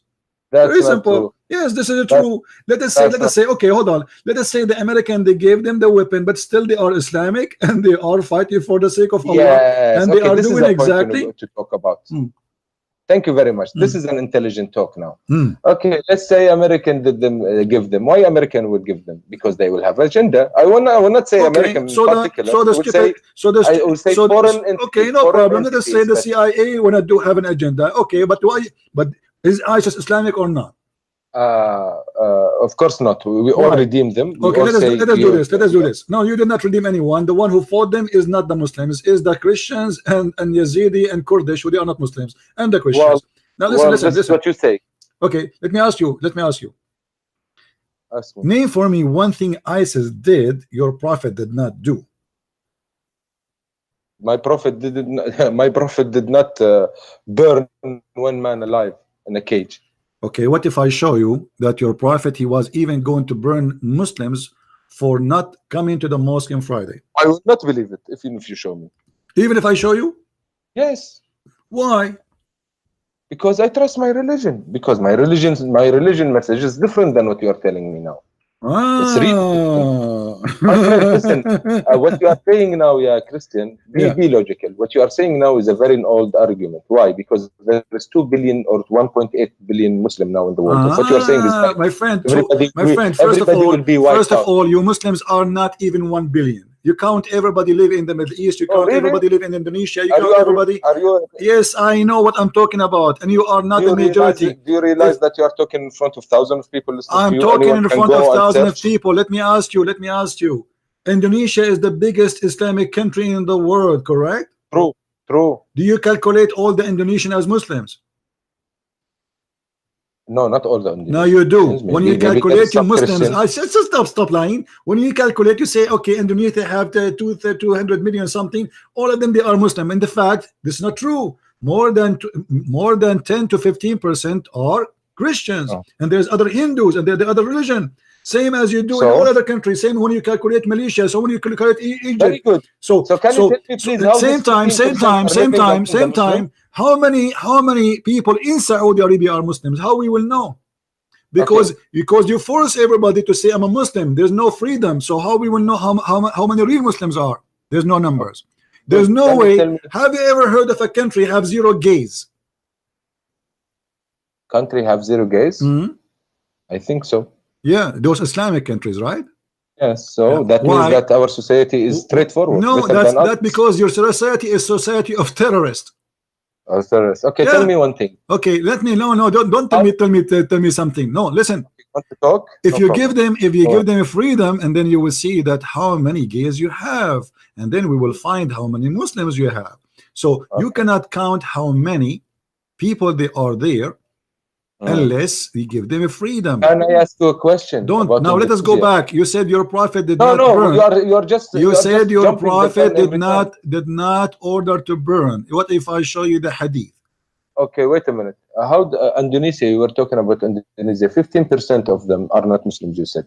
So can you tell me how did this 15% first of all live with the majority of Muslim peacefully? 1%. Because you don't have an Islamic government. Even the Indonesian who you call them Muslim, the majority of them, they don't give a damn about Islam. They are Muslim by name. This is the truth. This is the truth. The same as Emirat. Why the Emirat? They have Christians there because without them you cannot even live. Why? Who is the one who protect all those countries? All those countries are protected either by America, either by England, either by France, either by somebody. So you don't have the upper hand, and this is the problem for you Muslims. Now, how many Muslims left in the earth? I think the number is shrinking. Another question, my friend. Don't change the topic. I want to ask you. Did your prophet order to burn people? Yes or no? No. Not, but I will answer. I will go with you with this point after you tell me how did the Islam. What if I show you now? What if I show you that he did? I will not believe it. Why? Because Muhammad told us, "La yu'adhibu bin nar illa rabbun nar." Nobody can torture with fire except the God of fire. Okay, which is Allah. But he was going to burn people, right? Don't tell me he was going. Did he? Okay, so he was going, but then he said to himself, I should not do that, right? See how you are using your point of arguments. You are the one who no, I'm going with you. You are the one who said to me, that he said, don't do it because this is the punishment of Allah, correct? Yes. Okay, so Muhammad, he did not do it. He changed his mind, but he was going to do it. Yes or no? No, he didn't do it. Yes, he was about to do it. This is the first time I hear it from you. But for me, it's the same because he didn't do it. Did Ali burn people alive? Who's Ali? Ali ibn Abi Talib, karramallahu wajhah? Yes. I don't think so. So now I have to show you the Prophet says so and Ali says so. What do you say if I show Ali? You? No, you're saying he did. He didn't say so. He did burn some people. Yes. This is what you're saying. Yes. Ali, he did. Let us see first your prophet. Ali, of course, Ali is read with me. This is your prophet. This is your prophet. Okay, this is your prophet saying. No, Ali is not a prophet. He's a disciple of Muhammad. He's a cousin of Muhammad. I understand. The prophet in Islam is Allah and Muhammad is your God. We understand that. Now listen, read with me carefully. No. The prophet in Islam intended. Is Muhammad, hold on. Muhammad said, I intended that I should command a person to load people in a prayer and then burn those person who absent themselves from the Jumu'ah prayer in their houses. Do you see it? Yeah, I see it. Why your prophet? You are saying who said that? You are saying who your said prophet Muhammad. This is da'if hadith. Also, you are bringing da'if. Can you see all your evidence? Okay, it's not da'if. It is not da'if. It's strong. Here we go. Allah, okay. So what we will Who do? said it's strong? You said it's I strong? said so. This is Sahih Muslim. Okay. Anyway, Anyway, the end of the argument, the first word. Now we I go. intended. No. So he didn't do it. Okay, Thank you very much. but ISIS, they are right. They are following the Prophet. They have the right to do so. Now let us go. Let us go to Ali. If he didn't do it, then they haven't the right to do so. What? Logic. If he didn't do it, they don't have the right to do it. So logic. He intended. Are you saying your Prophet was a sinner when he did that? My Prophet was a sinner when he did that. He didn't do it, my friend. He said, I intended that. Okay, let us read I don't know if it's true. Your Prophet, he burned. You said to me, your Prophet, he ordered not even to cut a tree or burn a tree. Read with me. Does it say he burned? This is true. But so why don't you bring this verse? So why he is burning the trees? Yes, I still stand with my point. My Prophet told us not to kill a woman, not to kill a child, not to kill the That's old a lie, guy, my friend. That's a lie. Your Prophet, he killed a woman, and she is a waraq. She is very old. Her name Murifqa. He cut her to pieces when she was alive. This is khalas. Now, see, without giving me the verse, I will not believe it, because the first rule in killing, the first rule in killing, so you don't kill people to pieces. No, hold on. If I show you that, what you will do? Are you willing? You promise me to read it in Arabic and you translate to everybody? Yes, I will translate it for everybody if it's true. If it's true. So you Muslims are lying about your Prophet? Okay, again, establish your point. You are saying that Muhammad killed someone and he turned him to pieces. This is what you are saying. Yes. Okay. Yalla, show me. Okay, I'm going to get the reference, and here we go.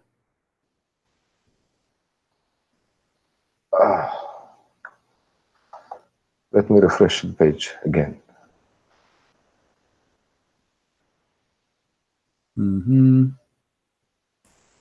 My friend, Muhammad told us if we kill someone, we don't let him suffer. How you are telling me he turned her to pieces? How nice. The Prophet, he said, sharp your knife when you kill somebody. I mean, this is very nice. They didn't have gun and electrical chairs and whatever. The peaceful way to kill someone is to cut his neck. Okay, hold on. Okay, here we go. This is the way in Moses' time. This is the way in Jesus' time. Right. Okay, hold on. Let us see. Let me get me the reference. All right. The peaceful way to kill someone, cut his neck, so he won't suffer. Okay. Yes, it's savage because now we have gun and technology. It can be faster and easier, but they didn't. All right. I want you to read with me the following, please. I wish if you can please send me your link again, because I don't know why it's going to old videos. Okay, here we go. Look with me in the screen. فتح الباري شرح صحيح البخاري. Did you send me the link? You didn't see in the screen? No, wallahi, I'm sorry, I didn't. Guys, is the screen coming to you? Okay, now I can see. Okay. Yalla, go ahead. All right. So this is your Islamic book. This is your Islamic website. I'm just showing you what is there. Now we go down. Bab غزوة بني حارثة. This is also you're reading from hadith, huh? So what? All Islam is hadith. The Quran is a hadith too, right? The Quran is a hadith. Okay. Let us see how he killed Qirfa. No, Quran is the word of God. I will show you that the Quran is a hadith. Even the Quran says that. Allah, your God, saying that. So why you are fabricating things? Hadith is the word of Muhammad. How come Quran is that? Okay, no problem. Okay. Let us see what it says here. Okay.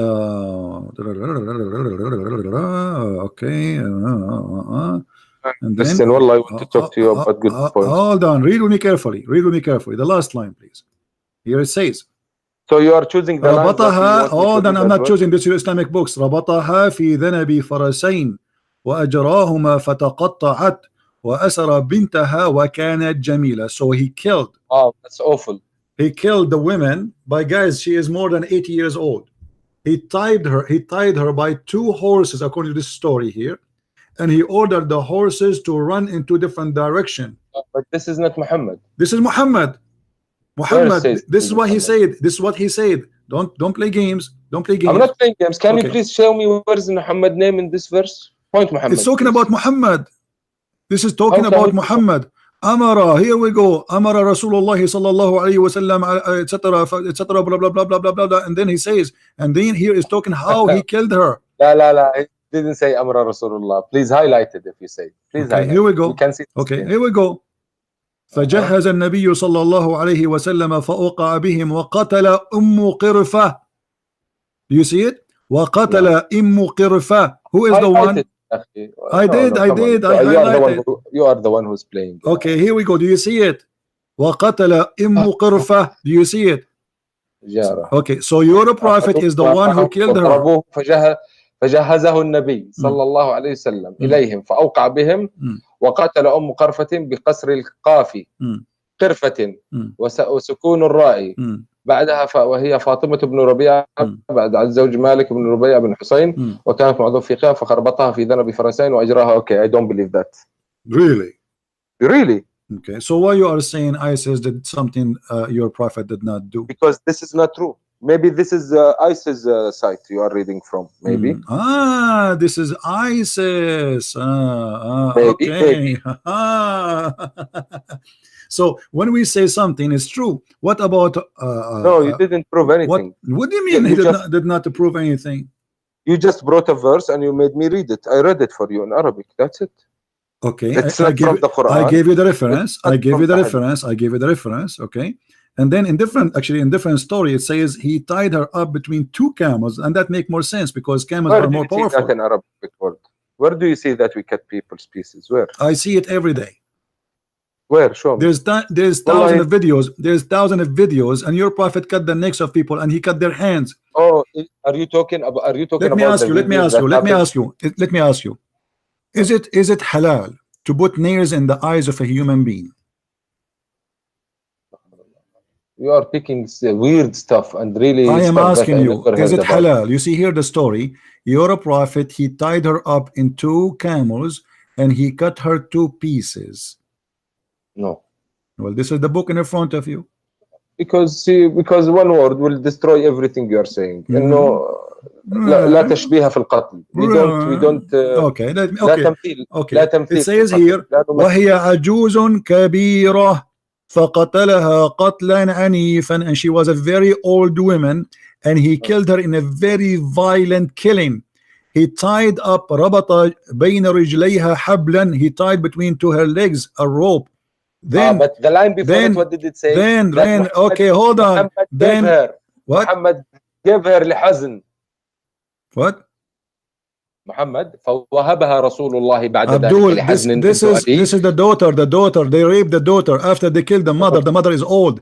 They gave the daughter to Malik ibn Hudayfa. You do not know how to read Arabic, so they killed the family, and now they are raping the daughter. She is beautiful, and now he tied her up between two camels, and he says ثم ربطها بين بعيرين ثم زجرهما فذهبا فقطعاها. Do you see it? I see, yes, I see. Okay, so your prophet, he cut her to pieces. Can I answer? And this is the book of الطبقات الكبرى لابن سعد. Good, you said it. It's not the book of Quran. Oh, okay. What if we show you from the Quran? What you will do? Oh, if you show me that we can cut people to pieces. How many pieces we can cut them according to Islam? No one you can cut. How many pieces we can cut them? Just give me the answer. Never. I say 4 pieces. Is that okay? Not okay at all. Okay, let's go to the Quran then. There is only one people you can kill. No, من خلاف. Here we go. من خلاف. What من خلاف mean? 4 pieces. 4 pieces, yes. A second ago you said no. A second ago, it doesn't matter. You said we don't cut pieces, people pieces. You just admitted that you cut people 4 pieces. No, what does it mean? But that doesn't matter. You are the one who said to me, we don't cut people in Islam. The second I said to you, let me go to the Quran, you said, yeah, 4. Yes, we don't do that in Islam. Only one place we can do that. Right, please, I would love it when you tell people why. It doesn't matter. You say to me in Islam. You say to me. You have courage. Okay, hold on. No, let's have a courage. Yes, let's have a courage. If somebody kills somebody, do you have the right to cut his hands, his feet, and put nails in his eyes? Yes or no? You didn't answer my question. In the same way you put this verse in the screen to everybody here. Please, I want you to tell everybody why we do this. Why? Why we do this? Only this particular incident that we can cut 4 pieces. Like why? what take is the the hands what and is take the the incident? legs. What Why? is the incident? What is the incident? No. You take the claim. You tell me why. I will show you a story. Is that okay? Yes. Okay, I'm gonna ask you. If somebody killed one of my family, do I have the right to cut his hands and his feet and put nails in his eyes? You have the right to kill him. To kill him only, Yes. but not to torture him. No. Why? No, I'm talking about myself. If someone kill my family, I'm talking about Islam. I Now. don't You know. as a Muslim, according to Islam, if As a somebody Muslim, killed, العين بالعين والسن بالسن. okay, so what is the eye for an eye? You killed the guy. Do you have the right to cut his hands and his feet and put nails in his eyes? Yes or no? Yes, there is one incident you can do that. What is the incident? You should tell me now from here. I want you to read it. No, because you know I'm going to show you everybody. something. This is why you are saying, oh, okay, now there's an incident. What is the incident? Tell me. You tell me. You see, because you know I'm going to show you. This is why you are saying, oh, there's an incident. No, show me. But you do not know what the incident. Please, okay, tell me what the incident. You said there's an incident. We can't do that. Tell me what is that incident. You said you tell me a story and then you did Don't it. make me hang up on you. I'm story. losing my patience. I am asking you, what is the incident? You as a Muslim, you are allowed to do that. You cut the hands and the feet and put nails in the eyes. Oh, guys, he's gonna hang up. I'm asking you to give me the incident. You said yes, we can do that in an incident. What is the incident? Yes, you. Why you anyone telling you? You are the one who told me. You are the one who told me there's an incident. You are the one who mentioned there's an incident. So I'm saying to you, what is the incident? Yeah. Huh?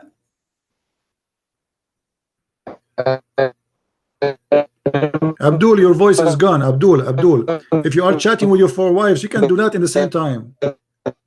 You cannot chat to your 4 wife in the same time and 4 mother-in-law. Oh, okay. His voice is gone. I don't know what happened. Call me back, Abdul. There's an incident. You see, he's afraid. He knew I'm going to show him. So now he have to back it up. Okay, so what is the incident you're allowed as a Muslim to put nails in the eyes of a human being? I told him. I told you you're gonna hang up in my face. Because you lost your connection, you idiot. Come on. Did I lose my connection? Yes. Sorry. Now I'm asking you, what is the incident you are allowed to cut the hand of a human being and cut his feet and put nails in his eyes for killing a human being?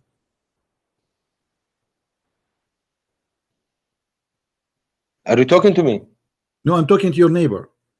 Okay. No, my friend, you didn't answer me. This is the question that you brought, and now I want you to tell everyone, why do we cut 4 pieces? Why? You tell me. Why you cut 4 pieces? Tell us. Go. I'm listening. No, you tell me. Go ahead. You are the Muslim. I'm not a Muslim. I don't. Well, I don't know. I forget. It was a long time ago when I studied it. Can you please? Because this is a religion of no mercy and filthy and torture, and Muhammad is copying a punishment from the Roman. Yet he claimed that this is a punishment from God. This is a Roman punishment, and Muhammad is a copy paste. He like it. He loved torture. He enjoy it.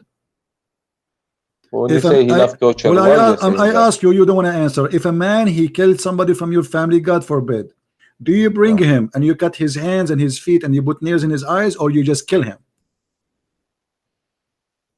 It's the both. So what? You both what? You put nails in his eyes?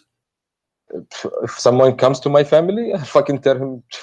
Don't use a bad language. You don't want to know. But this is according to Islam. You put nails in his eyes. No, I don't say anything about nails in his eyes. But even if you it cut happens, his hands. So what? It's death, it's okay. Death. So you kill him or you torture him?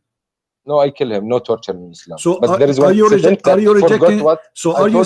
Okay, I'm asking you: is torture approved in Islam? Yes or no? No. One incident that I forgot what it is. I told you, please educate me, and you are refusing to educate me. Show me. Show me. Silence me. Yes, show me. Silence me, because I can see the verse in front of you, but you are hiding the Arabic one. I want you to show me the Arabic one and educate me, please. Okay, read this story. Yalla. People, they killed a shepherd, and your prophet, he brought them, and he cut their hands and their feet, and he gagged their eyes. Why? You said ISIS are not Muslims. This is exactly what ISIS do.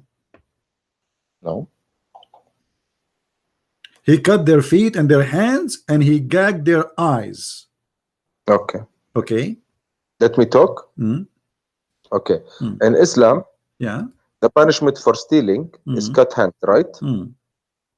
And there is another type of stealing, قاطع الطريق, the people who doesn't matter. Somebody he killed, somebody still killed. Okay, why you are cutting all his hands and why you are gagging his eyes? Those guys they did not steal, they steal and they killed. Okay, so now they killed the guy, and by the way, they did not steal, they took their own camels because they converted to Islam, and Muhammad he told them, let your camel here, let your camel with those people, and even if they stole, okay, let us say somebody he stole.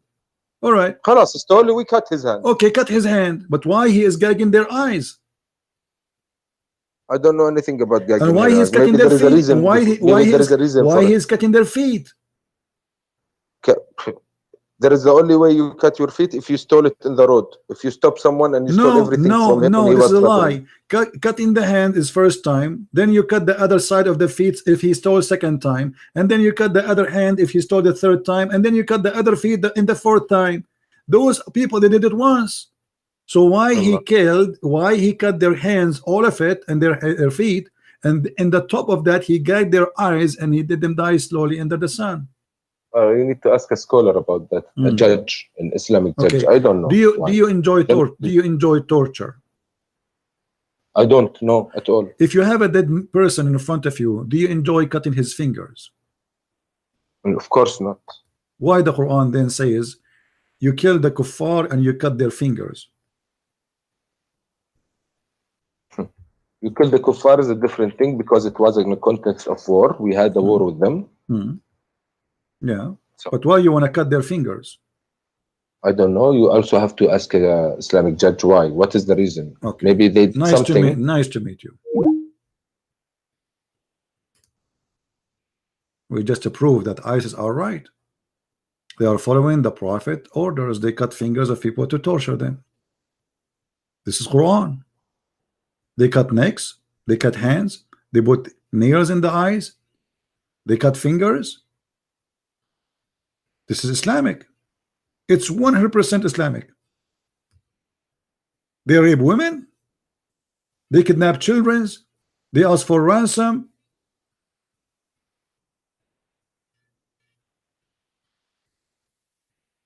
This is the truth. ISIS, not only they are Islamic, they are the only true Islamic people exist in this earth. And all the Muslims, they knew that. But what's happening, no Muslim really these days is a real Muslim. They don't want to be this garbage. I mean, they are Muslim by name. They are forced to be Muslims. This is why you see some stupid who claim to be Christians, like a guy, his name is James White. He says, if ISIS are Muslims, why they are killing Muslims? Why? Because Muhammad said so. Muhammad, he said, if they don't pray as we pray, if they don't slaughter as we slaughter, if they don't live as we order them to live, we kill them.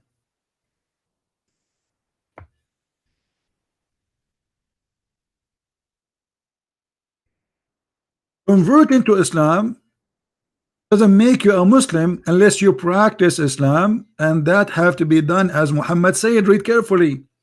Even if you don't slaughter as Muhammad is slaughter, if you don't pray the same as Muhammad he pray, if you don't pay the zakat, if you break anything, he will kill you. All those hadith are sahih. I have been ordered to fight the people till they say none has the right to worship but Allah. Okay, they say that. Not enough. And if they say so, pray like our prayer, face our qibla, slaughter as a slaughter, and then their blood and their property is sacred from us. A criminal. He is literally a criminal. He says, either you agree with me, I will kill you. If you do all of this, then you are protected by me from me. But still, if you break any of them, I will kill you still. You see it? Unless it is, except it is legal. Legally approved by Allah. What is that? And that's why ISIS, they kill Muslims. Because for them, they are not Muslims no more. They are kuffar. If you take the Christians and the Jews as a friends, you are a kafir. Chapter 5, verse number 51. Whoever take them as a friend, he is one of them. So if you are a Muslim and you invited the Christians or Jews, or you have relationship with the American or French or etc., you are a kafir and should be killed according to Islam. And this is the truth. Whoever take them as a friend, he is one of them. How many Muslims they live in the West, they say to you, you are my friend? All of them they do. But in reality, a Muslim is not allowed to do that. And if he mean it, he is not a Muslim.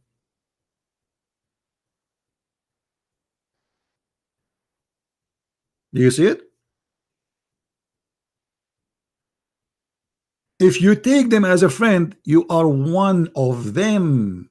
What does that mean? That means you became an apostate. Is that me saying that? No, this is the Quran.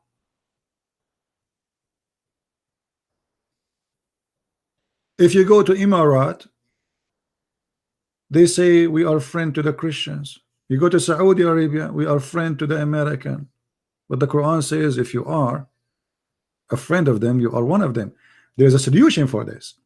You as a Muslim, you can lie and say I am your friend as long you don't mean it.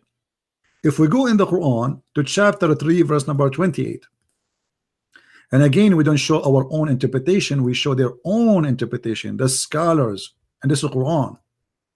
It says that you cannot take the Christians and the Jews as a friends unless you are lying to them, which means you don't mean it. So you speak to them in a friendly way, but in your heart is dislike this. Chapter 3 verse number 28, the interpretation of the cousin of Muhammad himself. It says clearly you cannot take a friend from the Christian and the Jews. And he who is sincere, which means who does that, he take them as a friend, seeking might and honor by taking the hypocrite and disbelievers as a friend, he has no connection with Allah. That's it. He's an apostate. He has no honor, which means the Muslim can rape his women, his wife, his daughter. No mercy, no protection from Allah, which means Muslims can kill him and take his money unless, do you see the unless? Unless what? Unless you do that, yet you guard yourself against them, which means you are lying to them. Save yourself from them, taking as it were security, taqiyya, saving yourself from them by speaking in a friendly way toward them while your heart dislike this. Do you see it? So for those who they are naive, stupid ones who keep saying to me, I have a Muslim friend, I have a Muslim friend, and I have a Muslim friend. There's one of two solutions. Either he is a Muslim by name, he don't believe in Islam, he don't care, or he is a real Muslim and he believe in this. He's lying to you.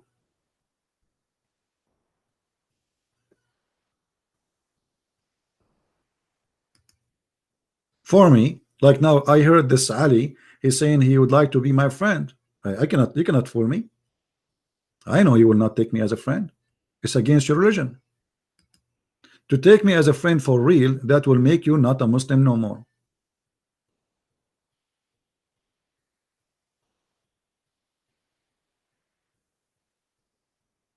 You can say you are my friend, but you cannot mean it.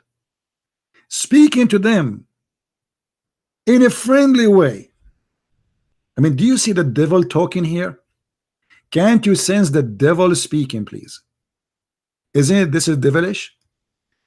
The funny, they call us hypocrite when Islam teach hypocrisy. It is a religion of hypocrisy. They say to you, you are our friend. You can do that while your heart dislike this. So what they have in their heart? Hatred.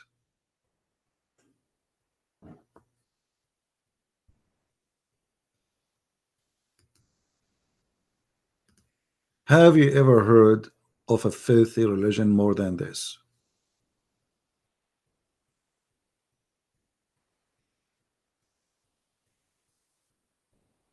Muhammad al-Ansari. We have a hero here. Answer Ansari.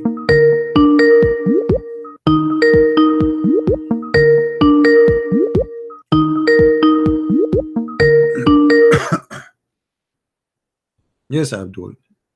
You want to debate me about the Trinity? Are you there? One question, please. I'm fine, brother. How are you? Fine, and you? So what do you think about what we are saying? Always lying and lying. Huh? Like always. What do you mean lie? I'm reading in front of me. This is Tafsir Ibn Abbas.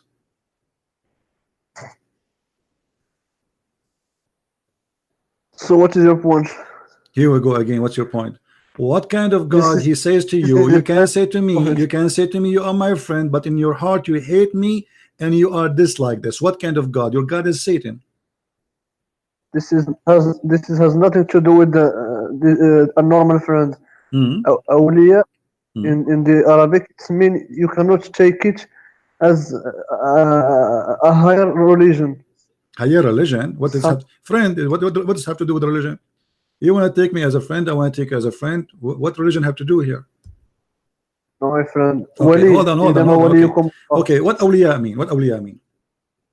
Awliya, it means someone who teach you the religion. It is the high authority of the religion. Awliya is somebody teaching your religion? Really? Yes.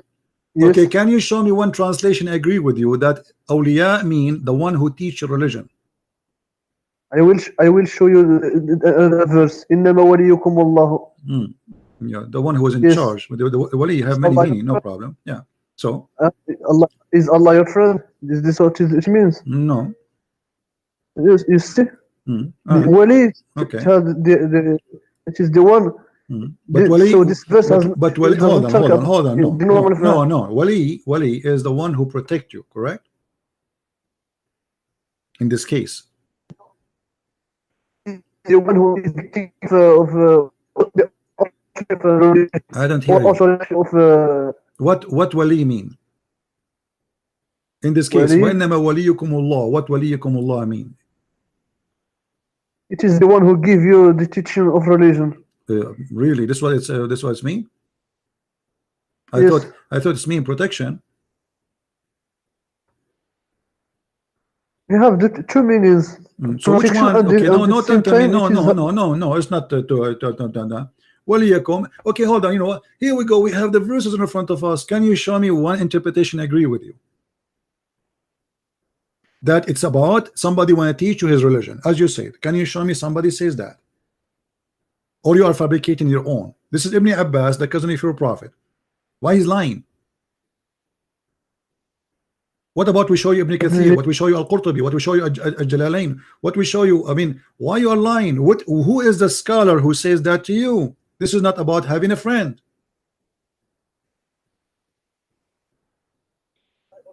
What did he say? Did he say I'm asking you, what is this? Why the scholars agree with me, but you don't agree with you? No, none of them agree with you. No, agree with me. Here we go. It says take them not as a friends. This is Ibn Abbas, the cousin of your prophet. Do you see the word of friends? It doesn't say here anything about teaching them religion. Nowhere it says that. You are fabricating a lie. It says, and the one who, listen, it says that the one who became mighty and honorable, in reference to the believer who are sincere, who does seek might and honor by taking the hypocrite and the disbelievers as friends, not as teacher in religion. He who do that, he has no connection with Allah, has no honor, mercy, or protection from Allah, unless you guard yourself from them, speaking to them in a friendly way, but in your heart you hate them to death. So why you are lying? You are saying those about people who want to teach your religion. Why you are a liar? Why? It is why he say without the Muslims? So you can show me. Can you tell me why here did not mention anything about somebody want to teach your religion? He's speaking only about somebody want to take you as a friend. Why the cousin of Muhammad, he missed the point you mentioned? Why he's stupid? He do not know Islam and you know better than him? Can you go to the dictionary Arabic? This is your interpretation. What's wrong with the interpretation of the scholars of Islam? And this is the cousin of your prophet. Are you saying Ibn Abbas is an idiot? It is you who is idiot. Okay, so why you don't agree with Ibn Abbas then? Why you are saying he is wrong? Because you say this is about awliya, mean teaching your religion. Ibn Abbas saying this is about taking the disbelievers as a friends. Which one of you is telling the lie? It is meaning a friend, but what's it's meaning a friend, but it's meaning something else, right? Okay, get lost. Do you see why I don't talk to you? You're just a kid. When you say something to me, you have to prove it. This is the only scholar, your prophet, he named him to explain the Quran. He named other 4 to take the Quran from them, but he named this guy to explain the Quran. And as you see, it says it clearly, the one who take them as a friend. The same for chapter 5 verse number 51. And by the way, there's many verses in the Quran speaking about not to take Christians and Jews as friends. And not only that, even your family. What about chapter 9 verse number 23? Even your family, your father, your sons, you cannot friend them if they are not Muslims. Read with me and laugh at this liar. O who you believe, choose not your father nor your brothers who are in Mecca from among the disbelievers for friends in religion if they take a pleasure in disbelief.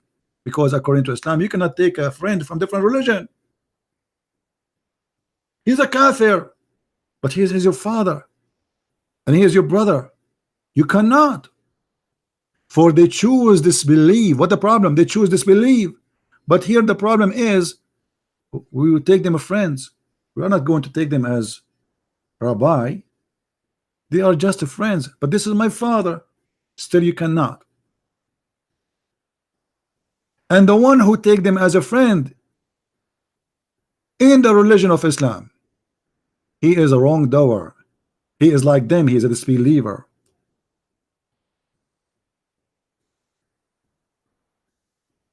We go to Al-Jalalain.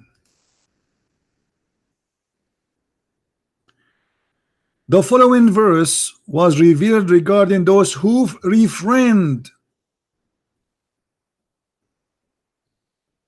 Do you see it? Just refriending them. Just because you're a friend, your family, you are not a Muslim no more. But those are your father and your brother and your sisters. You cannot.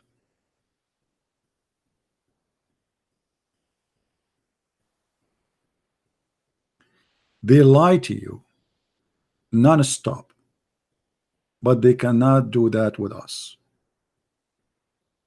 Here we do not debate Muslims. We do barbecue. This guy is saying to me I'm lying. Let us call this guy. I think this guy he like attention. Yes, Abdul, why I'm lying? Yes, you're misinterpreting the verse that you're reading. Hold on, which I am the one who misinterpreted. It's in front of you. That's not my interpretation. I'm reading.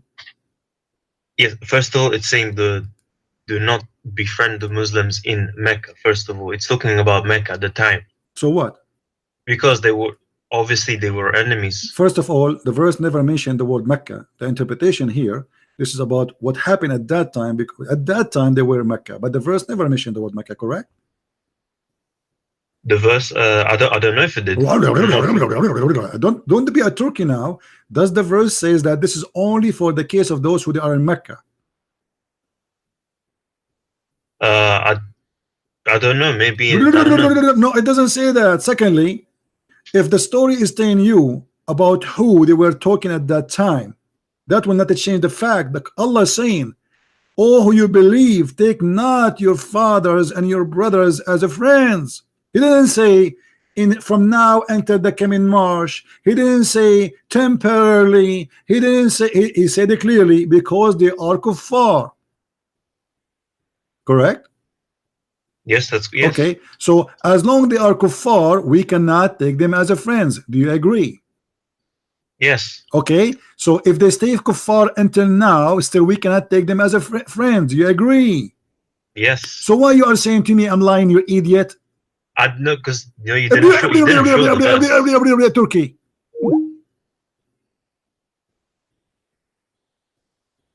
So what the problem? They are kuffar, not because they are in Mecca. You idiot.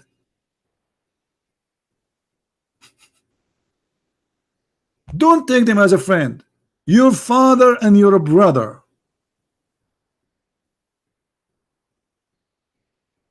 It doesn't talk about Mecca. It doesn't talk about, but for sure it happened in a certain time where people live in a certain place. But doesn't change the fact that this is an order you have to obey until Judgment Day.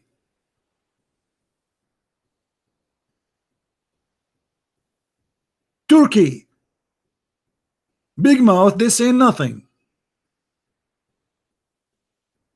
Look what Agha Abbas, he said, just to show you how Agha Abbas is a silly.